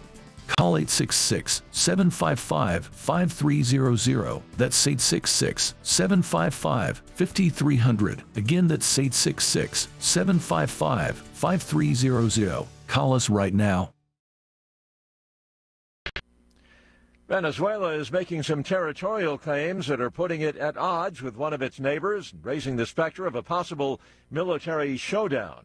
Venezuelan President Nicolas Maduro is ordering the country's state-owned companies to immediately begin to explore and exploit the oil, gas, and mines in Guyana's Essequibo region, a territory larger than Greece and rich in oil and minerals that Venezuela claims as its own. The announcement came a day after Maduro got the victory he sought in a weekend referendum on whether to claim sovereignty over the region. Keith Peters reporting. Philippine officials say at least 16 people have been killed, 12 others injured, when a passenger bus lost control, failing to make a curve in a winding mountain road and plunging into a deep ravine. 8 of the injured are in critical condition at a local hospital. The bus driver is among the dead. The locals say this particular stretch of road is known for such accidents. News and analysis, townhall.com. The Biden administration will dole out more than $6 billion for a pair of high-speed electric rail routes out west. The Federal Railroad Administration says $3 billion will be for a route plan between Las Vegas and the Los Angeles area, and another $3 billion for a route connecting cities in California's Central Valley. The money is a fraction of the total cost to build the projects, but it does signal the Biden administration's commitment to high-speed rail. The route in California is part of a project to eventually connect Los Angeles and San Francisco, which has been plagued by delays and cost increases. Ron DeRockstar reporting. Volunteers and city workers have removed signs and other items that have collected at the sites of the deadliest mass shooting in Maine history. The effort comes as wet, wintry weather sets in and marks a new chapter in the area's recovery from the October 25th attacks. A gunman killed 18 people, wounded 13 others. More on these stories at townhall.com.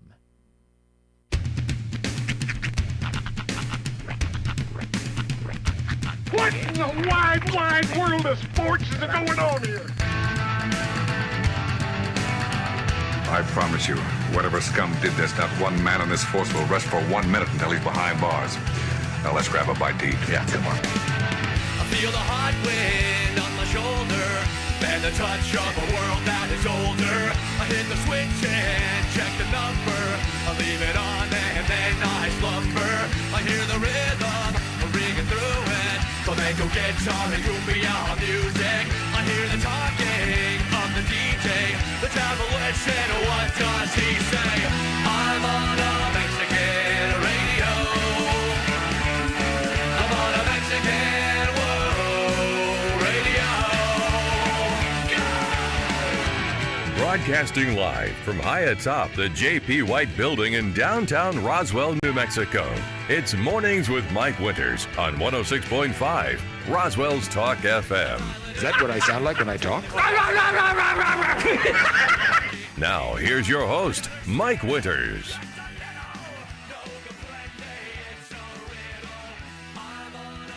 And good morning. It is 6 minutes after 9 o'clock. Welcome to hour number 3 Crazy Miracles of Mornings with Mike Winters, right here on 106.5 Roswell's Talk FM. Happy Wednesday, everybody. Mm-hmm. Yes, hope it's good. You missed my whole... I was doing it. Oh no, I didn't miss it. Yeah, I was eavesdropping and listening in.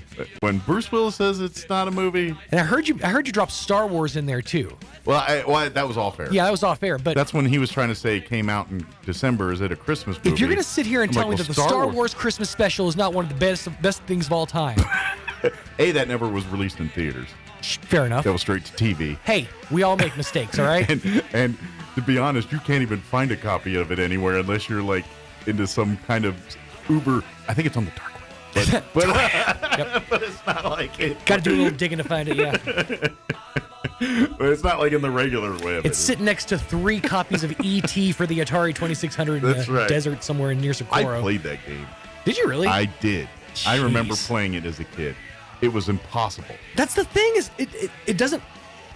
Games need to at least at the beginning be pretty obvious to what it is you're supposed to be doing. Yeah. You just put somebody in a big field of blue and green. Well, and what it was kind of like they were trying to make it like Zelda. Like that, you know how Zelda was where you're going in the caves and exploring and kind of it was set up like on a Zelda platform, kind of. Right. But it was really hard. Like the man in the yellow hat would just show up out of nowhere and then you're back at the beginning again. You're like, what happened here? You know, should have stopped being a curious little monkey. I don't know where this man in the yellow hat came from, but there was a man in the yellow hat that was chasing people around in the game. Yeah, Mike was playing the Curious George game by mistake. No, it was E.T. It was god awful. There's a reason why it was buried in the Alamogordo Desert. That's a fascinating story. If you ever heard it, it's on Netflix, I think, or they Amazon basically Prime gave the team something like 6 weeks to finish to create the game. Yeah, and it's like next to impossible to create. Well, and they were trying to cash in on the blockbuster movie, and it was Atari trying to get the game out before Christmas, and the guy that created it really tried to create a fun. The crunch time, and they made it so hard to play that kids just didn't embrace it, and it just bombed famously. I know that games are supposed to have a level of like challenge and difficulty to them, and that's fine. But if I get to a point where I can't get past the thing, I'm not playing that game anymore. Right. Me and that game, we're done. Yeah, we're done. I get you. I hear you.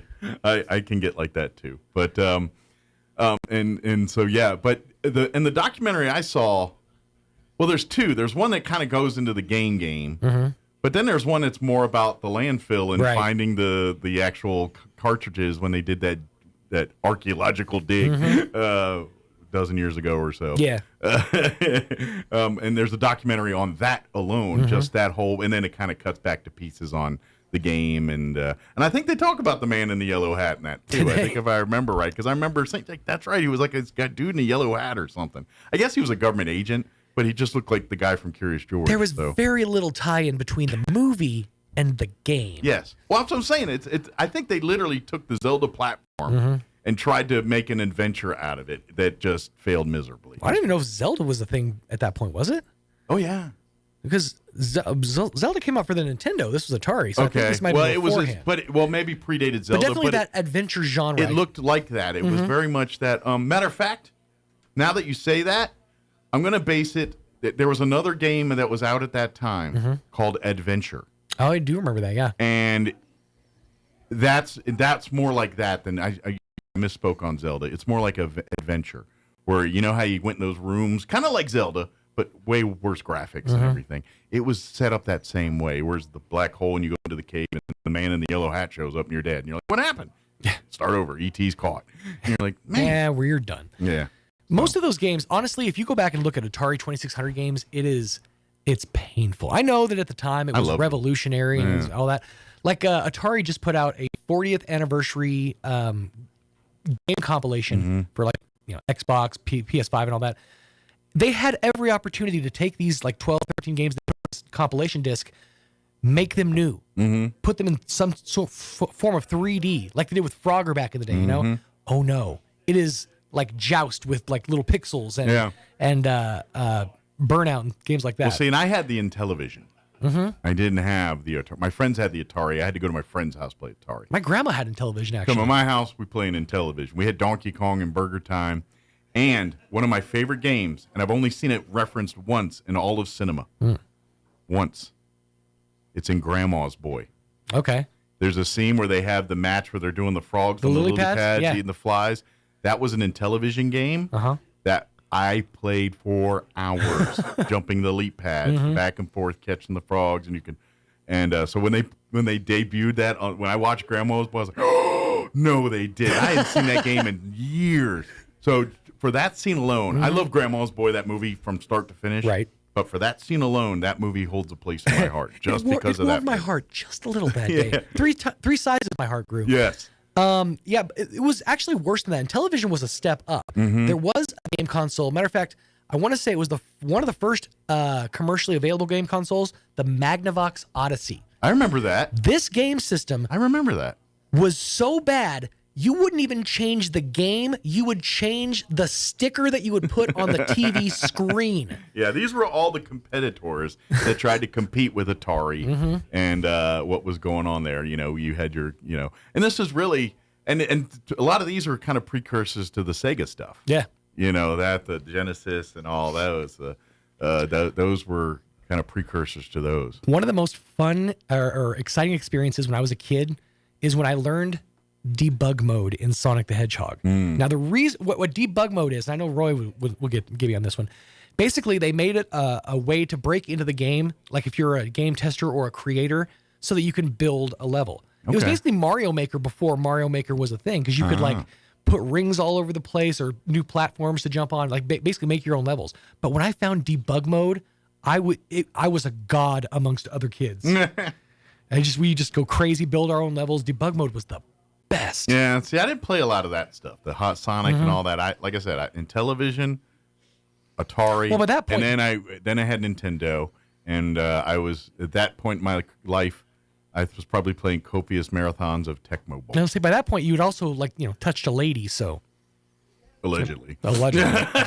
Well, why? What did she say? But we still were gaming. I will tell you this: the games I spent a lot of time in my life playing. I beat Zelda, of course. Mario Brothers, of course. 1, 2, I never liked. 2, I never got into. 2 wasn't the same game. 3, I got back into Mario Brothers. Although for a hot minute, my mom was into a game called Dr. Mario. Yes, mine too. Yeah, my mom loved that game. Which was kind of a ripoff of Tetris.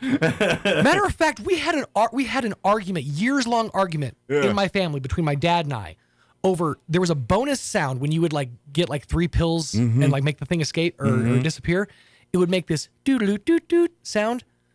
My dad swore up and down it went doo-doo-doo-doo, and this was a years-long argument This in my was family. Nancy or Yanny or whatever it is all over Yanny again. and Laurel, exactly. Come to find out, it was both. Yeah, it was a dual tone. It just depends on how your hearing hears those. His old ears heard the lower tones, and mine heard the higher pitched frequency. So we were both right. Now I wonder if you hear it now, would you hear what your dad hears? Probably. We took that fight to his grave. The guy was like standing over his coffin, going doodaloo doo doo. I win. Yeah.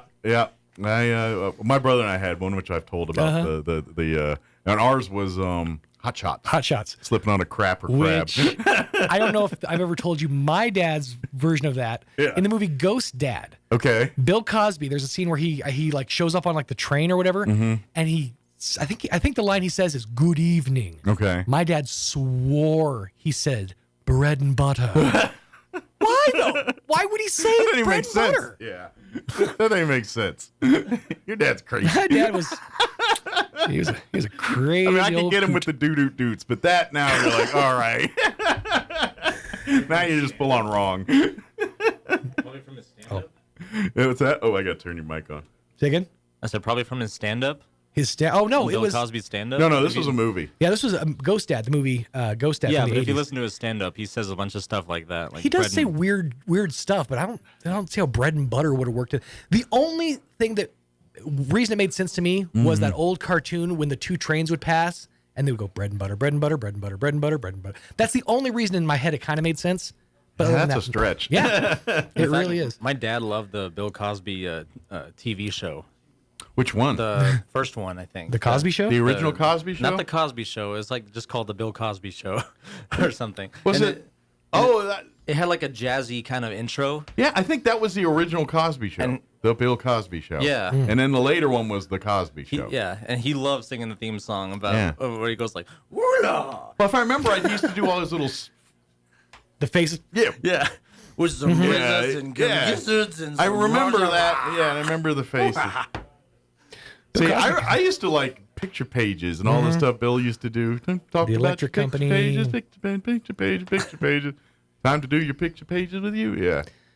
Bill Cosby's getting a lot of traction on this morning show. That's right. He's getting talked about more here than he has in the last decade. And I ain't gonna lie, there was a point in my young lifedom that the Jell-O pudding pop chocolate was the one seed of ice cream pops for me. I like 'em. I like loved it. It was just for a short minute. They get real, like pudding. When you freeze pudding, gets real like gritty. And Well, and I lived on fudge bars. Fudgicles. My, you know, when my grandparents want to shut me up, they give me a fudge bar, and so it changed to pudding pop, and I was like, it's kind of because it had that pudding aftertaste that made me happy. Well, my dad wanted me to shut up. He just hurled a liquor bottle at my head. Yeah. Mm. No. Both effective. No, Oreo cookies, pudding pops, and Heavenly Hash ice cream. Those are Heavenly Hash. 3 official tools that my grandmother used to shut old Mike up. And it worked. Effective. That's how they get you. Yeah. Is our guest here? Not quite. Not quite yet here. Okay. Amy's supposed to be here in a few. So Yeah, that's Miss Amy. She'll show. We'll give a few here. Maybe did I get a text? No, not yet. So sometimes I get those. Amy McVeigh is with the But it is Historical true. Society. Oh. What's that? Go ahead. Oh no, I was just saying. Well, he was talking about the debug mode in the Sonic game. Oh, it's the best. It's true. It was awesome. Yeah. See, I wasn't that bright. I didn't do a lot of that. In I fact, just there was like a little fan-made character based on like a glitch that happened too. Whenever you use that mode, like Sonic would turn green. See that? I have still to this day like phobia of when games glitch. Yeah. It makes me uncomfortable. Like I have to leave the room and have somebody else turn the console off. I can't do it. And to be honest, my gaming, like once Nintendo kind of faded away, there was kind of a lull in the gaming community there Sure. before the next generations kicked in, the PlayStations and all that.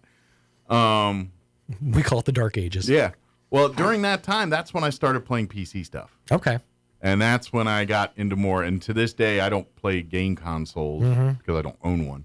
And I'll play on a PC, my games. And it's the 6 or 7 games I play, Madden, Sims. You know, I'm a simple man with my little library of 12. And I'm a mark for playing games that I played back then.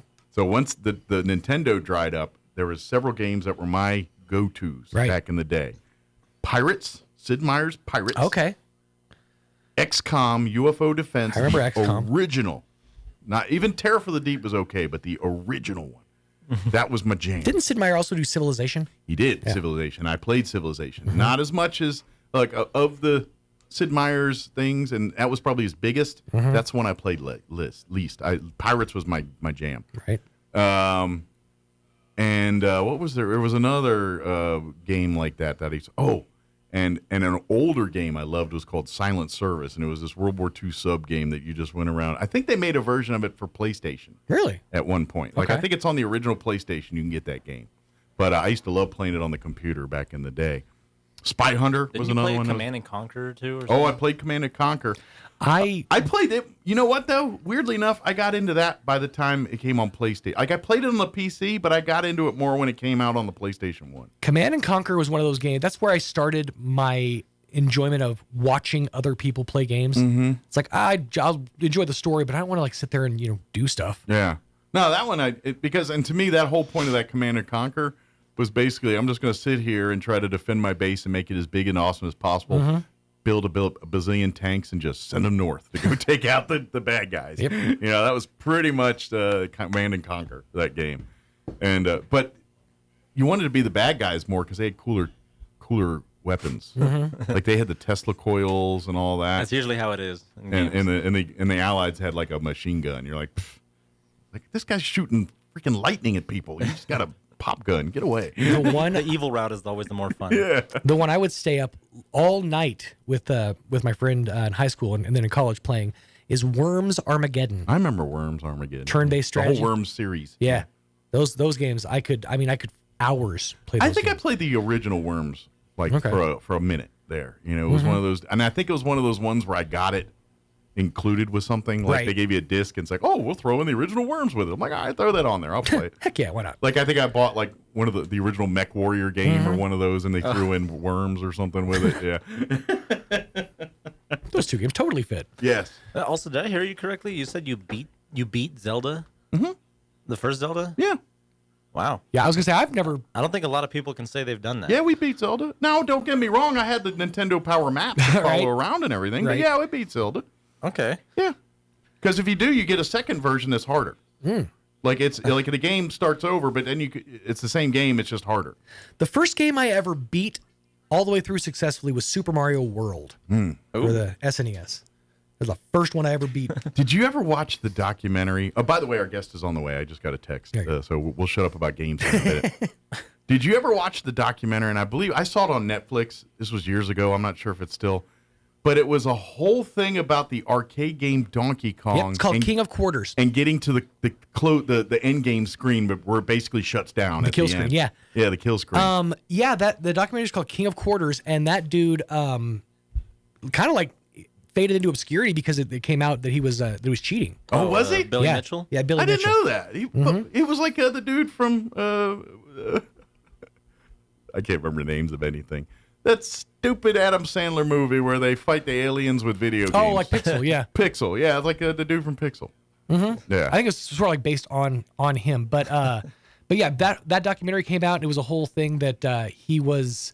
I can't remember exactly what. I think he had like artificially manufactured a kill screen or something to that effect. Or he had bumped his score up artificially somehow. I can't remember exactly, but that's kind of sad if you're going to devote your whole life to doing this and then you end up cheating. It's like those fishermen from a couple years ago. Oh yeah, where they're putting weights. They put weights and other pieces of other fish, right? Which that always made me like. My fish always have a few extra parts. I like my fish fillets to be on the inside. Well, if it had legs, I'd call that the nose. Amy's here. The Lance Armstrong of gaming. That's right. Good deal. Our guest is here, so I'll stop talking about Donkey Kong now. All right, 9:23. We're going to do a quick weather update and quick commercial break, and then Amy McVeigh-Tejas will join us. Don't go away. Weather is brought to you by Big O Tires in Roswell. Big O Tires' biggest Black Friday sale is here. For a limited time, get unbeatable savings on tires, brakes, oil changes, and more. Stop into Big O Tires in Roswell today. I'm meteorologist Steve Hamilton with your Pecos Valley weather. Looking pretty good and will stay mild for the rest of the week. We have high pressure in place, mid-60s, and sunshine coming up today. Overnight, a few clouds will drop into the mid-30s and then a little bit warmer on Thursday, 70 to 75 on the high and sunny. Low to mid-70s and sunshine for Friday, cooling off a little bit for the upcoming weekend, highs in the 50s and sunny. That's your latest forecast. I'm meteorologist Steve Hamilton. Garlic has been around for thousands of years and is one of the world's favorite seasonings. Without garlic, most of our food would be dull and boring, kind of like watching C-SPAN. Hi, this is Jim Gill from Roswell Seed Company. If you like to cook and like to grow things, you ought to try growing your own garlic. Come by Roswell Seed Company and we'll show you how. And next August, you'll have fresh, homegrown garlic to make your food taste great and keep the vampires away. The crisp air is reminding us that time is going by so quickly. It's already a new season. Isn't it time that you've thought about putting yourself first? Hi, this is Dr. Sarah Usher at Carabelli Dental. Don't wait another minute. Come in and learn how you can replace that broken tooth with a dental implant. Now you too can have the confidence to smile ear to ear. Come see the team at Carabelli Dental at the corner of 9th and Main in Roswell or call 575-622-4455. It takes a long time to develop trust. At LaGrone Funeral Chapel, they've been earning your trust for decades. They understand how important it is to friends and family to celebrate a life in the way you choose. The professionals at LaGrone will ease your stress and anxieties. They'll provide the guidance you need to select a service that's appropriate. And that's what they've been doing for generations, earning your trust and doing the right thing. LaGrone Funeral Chapel and Crematory, 900 South Main in Roswell. Online at LaGroneFuneralChapels.com. Our lives run on energy every day. And every day, your friends and neighbors at New Mexico Gas Company safely deliver reliable, affordable, essential energy to New Mexicans. The kind of energy that brings families together, that surrounds us in comfort. The energy that warms homes and hearts. We're New Mexico Gas Company, and every day we deliver the energy that's behind some of the warmest moments in your life. That's why we're here. You didn't miss it. The Yucca Blossom Christmas Jamboree is this weekend in a brand new location. This Saturday and Sunday at the Artesia Center, 801 North 8th Street. Come and do your holiday shopping at 75 awesome booths, plus food trucks and Santa. Bring the kids to meet Santa Claus Saturday 10 a.m. until 2 p.m. and Sunday 12 noon until 3 p.m. Cost to enter? Free! There will also be a silent auction and a donation box to help Misty Grantham, whose husband was killed by a drunk driver. The Yucca Blossom Christmas Jamboree, this Saturday, 9 a.m. until 6 p.m., this Sunday, 11 a.m. until 4 p.m., in the brand new location, the Artesia Center, 801 North 8th Street. Free admission, food trucks, 75 booths. It's our Christmas wonderland. To learn more, visit our Facebook page at Yucca Blossom. Here's a Mornings with Mike Winters fun fact. Due to extreme pressure and weather conditions, it literally rains diamonds on Neptune and Uranus. Stop snickering because I said Uranus. Here's Mike Winters. And good morning. It is 27 minutes after 9 o'clock, and joining us in the studio this morning from the Historical Society for Southeast New Mexico, Amy McVeigh is back with us. Good morning. Good morning. How are you doing today? I'm good. Good. Kind of in terms of us, it's a bit of a quiet time. I mean, it's not, but it is. I mean, we still have our meetings. We're still having our holiday get-togethers, but as far as like our tent pole, after our Mary Lou Glass Heritage Dinner, that's kind of, we've settled down for the year here for a little bit on some I'm not working 15-hour days. I'm working like 10-hour days. But we are like quiet for some. We're busy, Our quiet is really high speed compared to a lot. It's never really quiet. We have a lot going on. It's a lot behind-the-scenes stuff, getting things ready, making sure insurances are good, and making sure things are taken care of, scholarship season. It's a lot of that stuff. If you're listening on the behalf of the Historical Society for Southeast New Mexico, it's scholarship time for New Mexico Youth Challenge Academy. I can't believe it's time. They'll be graduating next week. They've got an awards. I want to brag on them for a minute. I'm just glad they're back doing their thing. Heck yeah. I mean, after this years of COVID and they've been working Going really at hard, it. staying connected with the students and trying to, but these kids have lives. They've got to move on with their lives. Well- and they aren't perpetually 20 and they can't, I think they're either on their way back from Santa Fe or have been in Santa Fe. Good for them. They're living large But and what they're I'm saying doing is just so things. glad that they're back doing what they're supposed to do. But ladies and gentlemen, on behalf of New Mexico Youth Challenge Academy and the Historical Society, we have a little bit of a problem. It's a great problem to have. New Mexico Youth Challenge Academy did way too good. Let me be clear. For the Awesome. first time ever, I want to announce high five and God bless the New Mexico Youth Challenge Academy. They have around 50 cadets. Okay. I can't give you the number. But ballpark. They are 100% for applying for the Historical Society Scholarship. Oh, great. Meaning every single cadet took the initiative to make a video, I write wish we an could award essay. every one of them. You're darn right. We so can't, but I it's wish we the could. time of giving. So Yeah. I would love somebody listening to celebrate their commitment and dedication. My husband's high school counselor at Roswell High School. Shout out to Roswell High School. Shout out to all educators. God bless you for what you do, and y'all deserve a high I'm married five. to one. I know exactly just like But you what are. I want to say is, if you're listening, it's a time of giving, and you have means. Call the Historical Society, and what if we did this? We gave them a little token, maybe a $10 gift card. I don't know. Sure.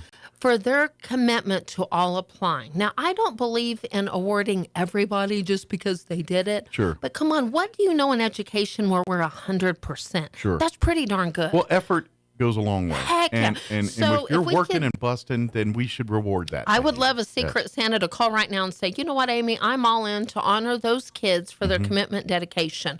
We have another problem. We've got amazing applicants with a wonderful amount of 2,500, but in the scheme of things, that's not near as much as we would like. If you would like to support the Mexico Youth Challenge Academy with a one-time gift of a scholarship or a small token of appreciation for these kids' commitment to applying, And- call now 622-8333 or even text my cell phone 575-915-4471. And this is really like to honor like if you those want to kids. support them and you don't even want us to be the conduit or middle person there, fine. Call them direct. But yes, help them out. But when it comes to scholarships, there's a lot of transparent things you have to do that if you're just an individual, it's a little overwhelming. So It is. We've got some experience in that department, with the Hayes family, and they've trusted us Oh, to heck be yeah. the stewards FM for that for Nelson has years, helped with and these. others as well. Yep. So we kind of got the formula here. So if We you're do. like, hey, I'd love to help you Yep. challenge, and let us save you the headache of doing all the other stuff. I'm telling you, we've and got you our just cut us a spreadsheets big out. fat check, and we'll make sure we take this seriously. Yeah. We've got the spreadsheets out. We have had the honor Yeah. to read all 50 essays. We've watched 50 videos. We're invested in all these kids. Absolutely. Transportation hinders these kids' success when they get out. If I could be the Oprah Winfrey giving all these kids a bike, man, goodness gracious, ladies and gentlemen, I hope kids realize how blessed they are, and these kids that have means and they don't think of that as a disadvantage. But they have a disadvantage when it's called transportation. Well, you don't getting to a realize job, getting to sometimes work. you don't realize what you got till you don't have it Absolutely. anymore. And that's So shout out to Tina Cisneros and every dadgum person, April Kirkham, and all of you all at New Mexico Youth Challenge Academy. I'm not going to say they're doing too good, but they're doing so good that we've got, when you say we're doing things behind the scenes, we're working hours and hours Sure. reading these things. But it is holiday time at the Historical Society. If you haven't driven by, Yeah. we're 90% lit up. Yeah. Huge shout out to XL Energy and Jess McDaniels for making that possible. We want to be a beacon of light on behalf of the Historical he Society. literally is. He's just lighting up everything. It really is. and it hits set you straight and light us up. Literally No, I'm and just kidding. figuratively. I'm He kidding. literally is lighting Yes. it up and figuratively. And but yeah. these individuals, XL Energy, Mike McClough, Jess McDaniels, huge shout out to Eddie for doing talking about behind the scenes. Eddie's doing the work. Thank you. And we don't just drive by the Historical Society. Realize and it's not in the grand scheme of things, we don't all just want to be the prettiest tree. It's really powerful for us to remind everybody to be a beacon of light through the holidays. Don't just get tied up in all the prettiest house award and stuff. Let's I be a would beacon look of at light. it and as a help reminder to others. remind us what this season's Oh, about. You look at the lights, and yes. granted, you had a day. And the stress is going, and 20 people, and you're ready to wring people's necks, or you're like, I just want to take the Calgon bath and shut my world. But then you kind of drive around at night, and you get to see the lights. I'll tell you, as soon as you're done at the Historical Society, get your butt downtown and drive down Main Street with the lights and the Christmas tree and everything. And that does. It does. Gives you, it's your own mental health. It really is some mental health. So, in honor of Mary Lou Glass, we've got the candles in the windows to be a beacon of light. We are still collecting children's books. We're in the hundreds now. I think we've almost peaked 200. Good. High five to everybody making that possible. We are collecting new and slightly used kids' books, children's books. Yeah. There will be a sticker inside So if saying your kids this is outgrew honored. the books, they're still perfectly good books. I get it. Some kids are a little more destructive than others. But yeah, if you have some books that your kids have outgrown, donate them back and we'll find a new home for them. And if you're saying, and I've gotten many calls, well, why are you donating books? Well, first of all, Mary Lou Glass was an educator. That was her So that's passion. unique. Yeah. And so we thought it would be a great idea during the holidays. We've connected with some after-school programs, some organizations to, and you better get that hat out, mister, now that I'm thinking about it, because Santa Claus might be going to some locations before Christmas giving out candy canes and books, and how wonderful will that be? So call the museum at 6228, and we'll pick them up, 6228333. Amazing Robin, And my angel, will pick them up. And to every person that says, why are you giving books? I would say, because you're giving people a chance to do their own thing. For sure. That's what reading does. Reading Yes. is the gateway to whatever you want to do. You're giving a kid a ticket to the world by giving them a For book. sure. That's why we're doing Well, it. If and- you got to ask, you better learn. Historical Society, I love to take trips down memory lane or do things the good old-fashioned way. Yeah. Turn the TV off, turn the video games off, and let's read a book. Absolutely. I'm telling you right now, my love of reading has definitely impacted on why I am and what I For do. sure. People always say things to me like, how do you know this stuff? I read books. That's why. And I've read. been kind of offended. I can't tell you, Mike, how many times I've been asking, Amy, why are you collecting books? Are you kidding me? Yeah, to me, I'm just like, that's a bad thing. What? Yeah, no, books are the key to everything, man. The books They are. That's what opens the world to these kids and everything else. Aren't we kind of in the book business? Yeah. I mean, it's history. Yeah. The history is documented well through books Yes. and articles. And so a couple of quick things before I forget. The museum is beautifully decorated, taking a trip down memory lane, and our childlike Christmas. And it's precious and amazing. And people say, Amy, why aren't y'all doing a Christmas event? We're doing a Christmas event every day, ladies and gentlemen. Every We're day's doing Christmas. private tours. Yeah. Dear friend of mine, Tracy Flowers, called and said, hey, we're bringing the family. And so they're going to have their own little thing. They're going to eat. They're going to have their little family day. They're going to dress up. They've already booked an appointment for New Year's Eve, I think. Yes, ladies and gentlemen, awesome. we're doing tours on New Year's Eve. They're going to take their family photo. Yeah. And they're going to enjoy a tour. Yeah. So we are literally open, if you will, every day We're until making Christmas. personal Christmases. You're kinda. darn right. And Yeah. some great Christmas photos have come out of it. I've already gotten some. I need to share them on Facebook. Taking great family photos. So if you wanted a whole family tour in the evening, we can make those things happen I'm in the telling morning. you that We're all in. It's The working. best time is right when it's getting. It's not when it's full dark yet. That's right. Because you can our still lights kind of are see good. people. You could take a picture of Yes. people and stuff, but the lights are in full display. We booked a tour for around 5-ish, and I'm telling you, you could have the best of all the worlds because Yeah. the lights are on. It's a very right? small, sweet spot, but it is a sweet and spot. they took some great pictures with lights and stuff. So Yeah. call the museum, 622-8333. You can text me at 575-915-4471 Maybe we or can- email at History Director. And by the way, we're getting busy, so don't say at the last minute, well, we were talking Yeah, about you us can't and we just need roll a up in there. tour. Yeah, you gotta- We're going to connect. We've got holidays. We respect our volunteer schedules. Absolutely. They've got- so we they need got to their book own that in families and advance. lives If that you they're want to doing. do that Yeah. the week of Christmas kind of thing, Mhm. let's respect schedules, but get it Or going. And I especially love that great tradition. that week after in between the New Year's and Christmas. Yep, That yep. week where you have family still, That's but you're true. kind of Yep. looking for things to do. And we have some. Book Yeah. it now. That's Book right. it now. Call now. Get those scheduled and say, hey, I'd love that Wednesday between Christmas and New Year's. Can we do something, or Tuesday, or whatever day works for you? We've got John LeMay. He autographed books. So, for example, if you called and said, Amy, I need a couple of gifts, we can wrap the books. We can even have him autograph it. Then I'll wrap the books. Absolutely. We can even deliver. And by the way, I left it in my car. We have beautiful, and you can follow us on Instagram or Facebook, beautiful monogrammed Historical Society charcuterie boards, cutting boards. Yeah. They're only $30. Great gift. I've got them wrapped. We could even deliver. Yeah, we You can- could literally straight up give me the credit card. We could deliver it.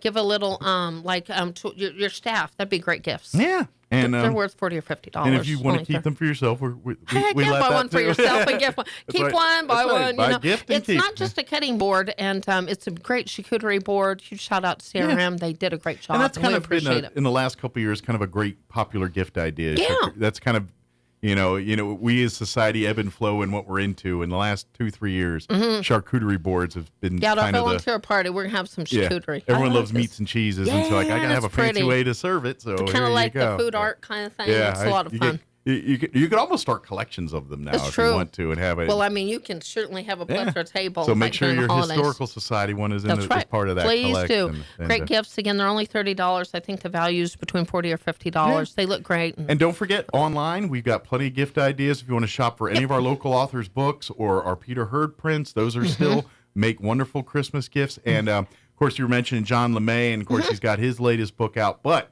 I know because Roy's been talking to me a lot about it. There's a new Godzilla movie in theaters that everyone's loving right now. Well, if you love into that, John has quite a few books on the Godzilla genre. Does. When he's not talking about history, he's doing that too, which we can put you. I don't think those books are directly on our website, but we can get you in touch with John to get those. Well, in Amazon, I had not gone on Amazon. I used that as an example. And he does have his Amazon page.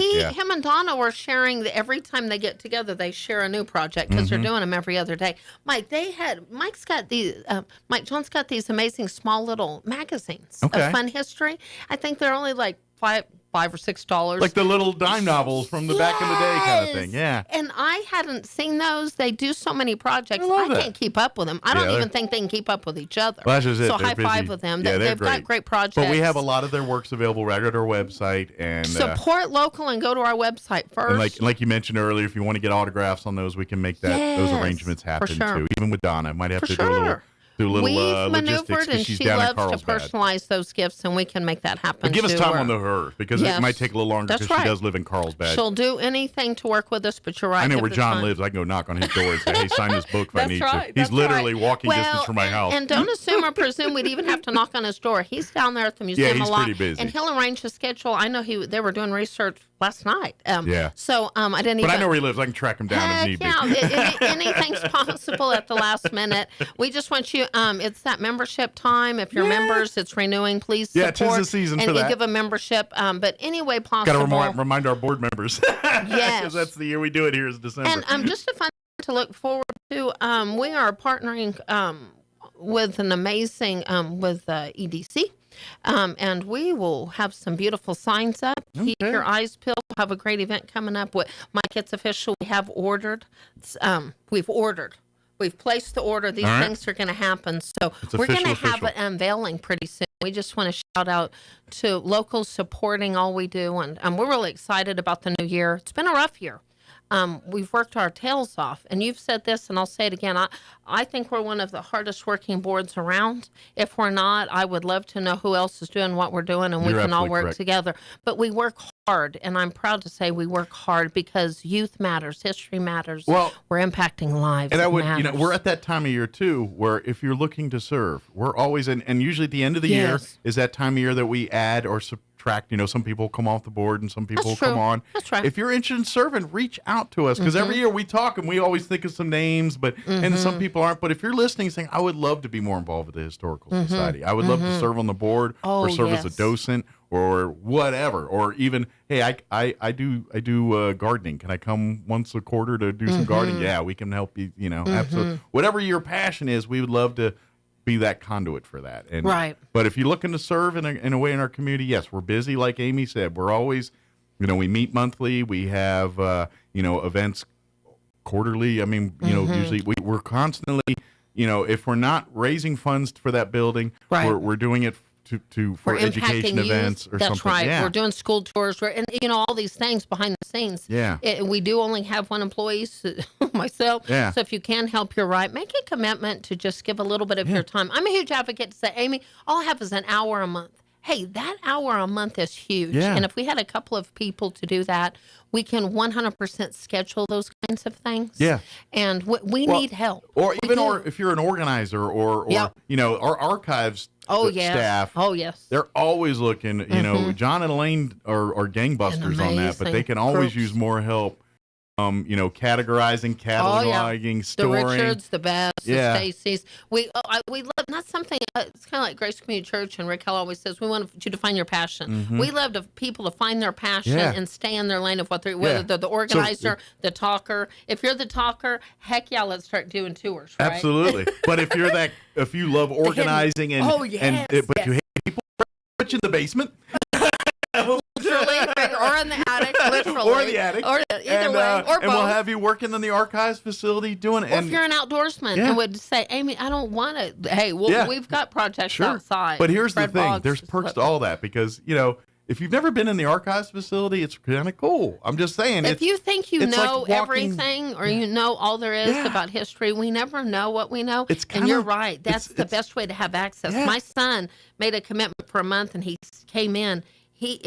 Like- no greater way than to work in that like stuff if you're and one of those see what we have. those people that love to hunt for treasures at yard sales and stuff. That's true. Then archives facility will be a place you enjoy because now you can't buy it and take it with you, obviously, but there's so many finds and things that people have donated over the years, and you're like, oh, what's the story behind this book or this photo? And you're like, oh yeah, it's because of this, and you're like, wow, that's really cool, and it's there to preserve its history, but unless someone accesses it or wants it for something, it kind of just sits there till someone wants it. So yes, it's true. You really, we're preserving this stuff, but you're really getting a chance to see our own history in a place where a lot of people don't have access to. It's true. So there is perks for volunteering and doing it. If you love the history and you love that kind of stuff, and I ain't gonna be lying, they might let you sit down and read a book or two if you got time and you volunteer. For sure. You're like, hey, can I hang out here and read what's so a funny, book? Mike? We have so many bookmarks and books. Yeah. And our cleaning lady, sweet and all, think that. I'm like, no. We have all of our little volunteers. Yeah. And that is one of the things. I've got Miss Melanie, if you're listening. I love Melanie Deason because she's got her little bookmark and she's been reading the George W. Littlefield book. And it is a huge book, small print, ladies and gentlemen. It's a big book. It's a and she's task. been working on that. And a lot of times she'll love just that. say, Amy, can I stay here an extra hour? Heck yeah. Sure. Can't tell you how many times she's been reading the book. Somebody rings the doorbell. It's all win-win. And Well, it's all that's what good. it's there for. It I mean, is. obviously, we want to It preserve is. it, and books Yes. and papers have a finite shelf life, and so we've got to treat them with kid gloves. sure. But at the same time, that's why they're here. That's it's right. for us to read, to study, to Yes. understand the history, even the ridiculous. When because quite frankly, they were telling us how to do things back in the day in books that you look today and like, what were they thinking? But for the preservation of It's that, true. that's the cool part. That's Like right. I remember seeing an old book on how to be a radio DJ, and if you did half the stuff that you do in that book today, you would not be a radio DJ. You might be in jail, but right. you know what I mean? How It's far just- we've come, yeah. and that's part of the history. Before I forget, we are still collecting loose change through the end of the year. If you have loose change, if you cleaned out your car, cleaned out your doors, I don't care, give us a call. We'll Mm-hmm. pick up loose change. And just one last thing, I probably won't be on the radio again this year, and people are saying, thank God. I'm on the radio a lot. But guys, Now I'm gonna put you on just we because. we can't say thank you enough to all the givers that have made possible. We've had sprinkler systems fixed. We've impacted a huge amount of lives. We've served fourth graders. Absolutely. We have done, sometimes at the end of the year, we work so hard. We don't reflect on what we've done.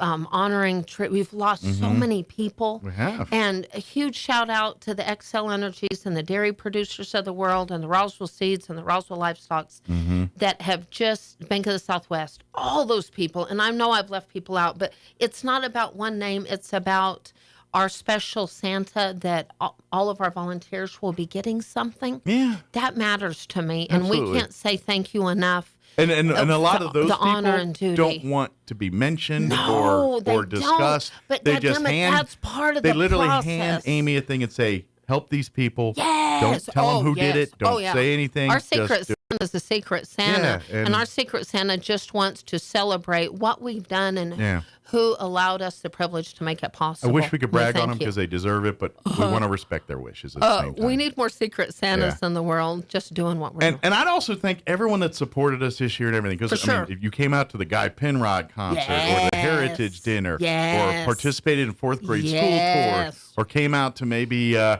when the CAPS program was doing something in there and you came out and supported that. The good or you came stuff. out for just So any of many- our meet and greets, or when John and Donna are Museum doing, days. or historical book fairs, signings. all these things that we do Holiday every year. magics and all And to those be things. honest, like you said, it's been a rough year, and I look back and I'm like, to be honest, like you said, it's actually been a great year. It's when been you a look. great year. I mean, yes, it's been But- busy, and we ran around with our. But when you look back and see all the things we did and we're part of, I'm like, man, we had a pretty good year in terms of that. And, we've done And then we look good. at the end of the year, and guess what? The museum's still here. we're Right. granted, yeah, we got problems, we got some finances and things, but we're doing all right. All said and done, we made it through this, and we had a great year, and it's all because of people like you coming out to Guy Penrod, coming to have dinner with us to honor Mary Lou Glass, coming out to a 4th grade tour, coming out and supporting the CAPS program when they're doing Or their just their called and said, histories. what do you need help with, and help. Or coming and saying, hey, our family would like a tour, or hey, I want to get Donna's or John's latest collecting book. coins. Yeah, or man, can I get some Peter Hurd prints for Yeah. our event, or whatever it is, or I'd like to donate this gift basket as a silent auction item for your Yes, thing. or books, donated books, Yeah. and a book fair and different things. Every You're single right. one of those individuals that have done that kind of stuff, that's bought a ticket for us for anything, donated something to do something, participated in one of our events, whatever it is, we thank you and we salute do. you. And God bless each and every one And of you, because support local. We wouldn't have us. I self-checked myself last night, Mike. I was Christmas shopping. Yeah. Did a lot, as we're all doing, and I do get my Amazon bags like probably daily. But dadgummit, every time you do that, try to impact a life and support local too. Sure. I know we can't get everything. And here's a dadgummit, I don't do think that. we do it, but Uh-huh. if you do the Amazon, which I get it, it's the holiday Yes. season. There is an Amazon Smile tab, and there are several local charities that if you shop Amazon, that a portion of your sale goes directly to them. I know Walker Aviation Museum's one off the top of my head. I We know do. there's more. We Historical can. Society Yeah, has yes, it you as can. well too. Yes. So find the Smile right. page. Sure, I'd love to have you a Historical Society. But whatever we're huge what your advocates. passion is, whatever we if it's couldn't do these Yeah. things without the support of other yeah. nonprofits So too. so They're whatever all- your for passion sure. lies, Oh yes. support it that way, and that way Yes. you maybe don't feel so For bad about sure. spending That's true. shopping You're online exactly first, right. because That's that right. does come back and help. And, For sure. and if you get enough people do it, they get nice little checks at the end of the month. That's right. If one person does it, it's just a couple pennies. But when you got several dozen, next thing you know, they get $100 check every month. It's true. Because of that. So You're exactly right. So That's please. right. And all of that, and to be honest, some of these nonprofits, that's the difference between doors open and doors not open. That's true. So please help out with that kind of stuff. Whatever. Honestly, we at the Historical Society would love to have you come support us, but get involved in the community, pick your passion, and I'm A-okay with it. Yeah, it's not about us, it's about we. Absolutely. And we represent And we all support Southeast each New other, Mexico, and we love each other, and we're willing to help everyone. And say a prayer for our future and the rah-rah projects and these great things Yeah. that can impact us on a larger Absolutely. scale. Yeah. It's never about us. We support everybody in general. We're a big family. Well, this is what makes our community great. You can That say is right. we talk about Roswell, and sure, we got problems. You talk about the crime or this, and Right. we can have that all day. But every single time when you talk those kind of things, you follow it up with, but when something happens here, the team, the community rallies. That's and right. it supports people in need and helping out. And you're absolutely right. And that's why I love this community and say, yeah, we got some bad, but so does every other community. It's true. But the things Anywhere that you you go. see here, and this is where my experience is better than your locals here on this. I came from D.C., grew up in Maryland. I'm telling you, the community that we have here and how people are is unique. This is not something you see in every community. Go back east, and there's not a lot of what we're seeing here going on there. It's very corporate, very big, very, true. You got to get 17 lawyers involved to have anything going on. Right. It's really, where here it's like, someone needs help, let's just go do that. That's right. And that's what I love about this community. That's right. And I hope to God it never loses that. Whatever happens on the other stuff, I hope to God that part, because that's and at the end of the day, this is why Roswell in this community is so amazing. Is because when people need help, when people are down, there are always people that are ready to. It's true. There is a reason why we're getting more homeless. It's because we're kind-hearted people at It's the true. end of the day. No, that's as true. a whole. It's And- true. On a final, I'm going to steal the quote from Larry. Historical. First of all, Merry Christmas to everybody. Happy New Year. It's all about the kids. So if you look at the Historical Society and see the lights, we're going to say it's all about the kids. Let's impact lives together, because that is our future. That's our history. Absolutely. Future. So, well, those kids that are in school now and participating in sports and in FFA and all these extracurricular activities, they're your mayors, they're your business owners, they're your city councilors, they're your directors of the historical society. Right. That's true. And if you're wondering why you see everywhere doing all these different things, well, ironically, it's connecting with the kids, and then they realize their impact in history, whether it's through teen leadership and all these things. Mm-hmm. That is what it's all about.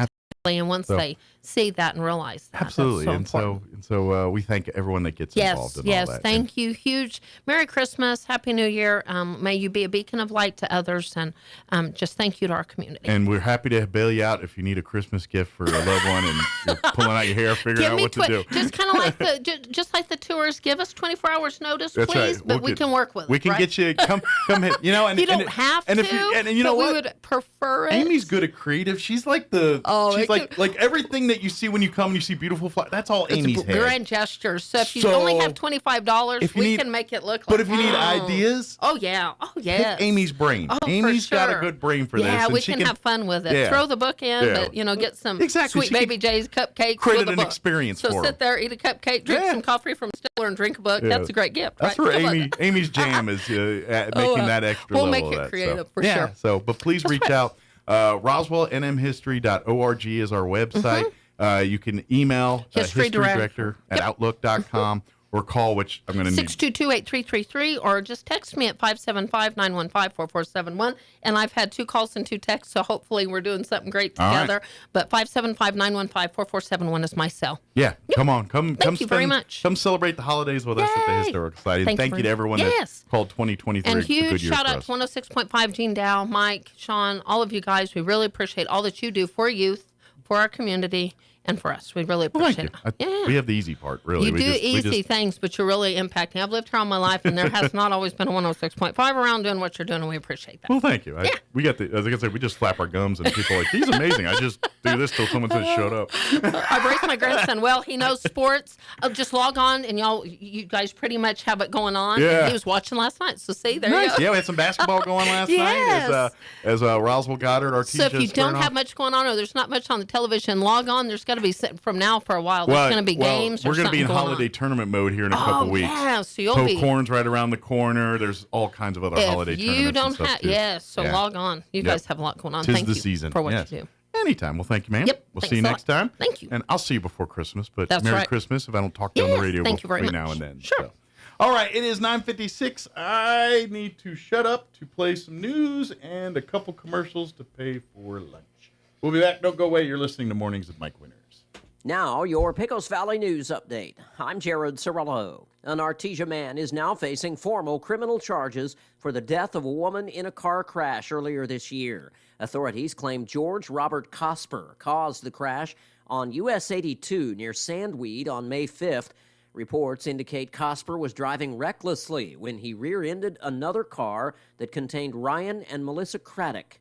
While Ryan survived, Melissa Craddock died of her injuries.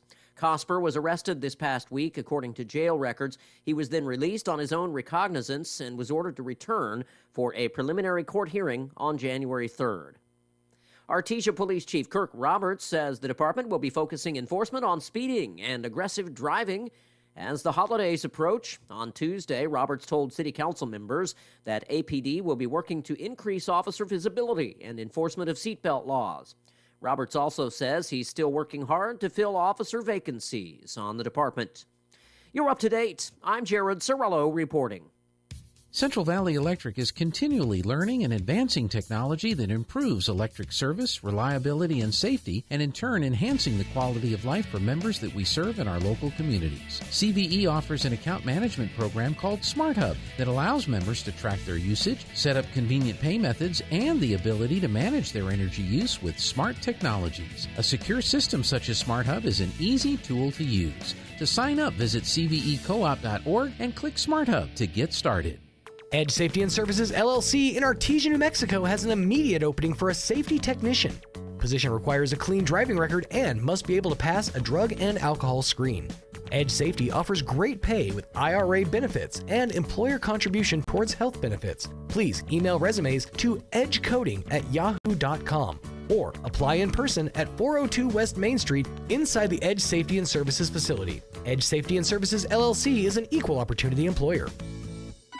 Your home for Kim Commando in Roswell. 106.5 Roswell's Talk FM, KEND, Roswell, New Mexico.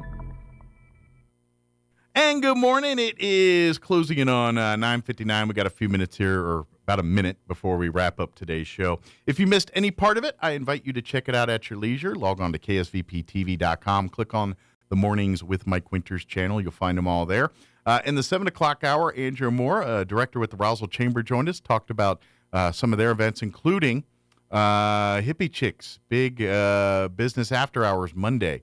They're going to have all kinds of sweet deals, and like if you want to score some Christmas shopping deals and score some awesome food and everything else, just pop your head in onto that business after hours on Monday at Hippie Chicks. But we talked about that and some other events. In the 8 o'clock hour, we played our interview with half the band Gross Domestic People, who are going to be performing tonight at the Liberty, opening up for Emory. They're going to take the stage at 6:30. Should be a great concert. Get out there and have some fun eating and enjoying music. And then, of course, just a few minutes ago, we had Amy McVeigh-Tejas join us with the Historical Society for Southeast New Mexico, talking about Christmas ideas still available. If you need anything for the holidays here through the Historical Society, we got you covered.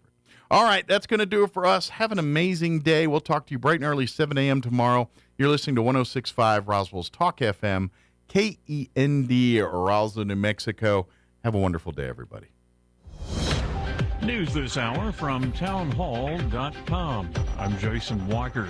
Stunning news coming out of the nation's capital this morning. Kevin McCarthy says he is resigning from his congressional seat in California 2 months after his historic ouster as Speaker of the House. The Republican lawmaker made history in October when a contingent of conservatives made him the only speaker to be voted out of his job.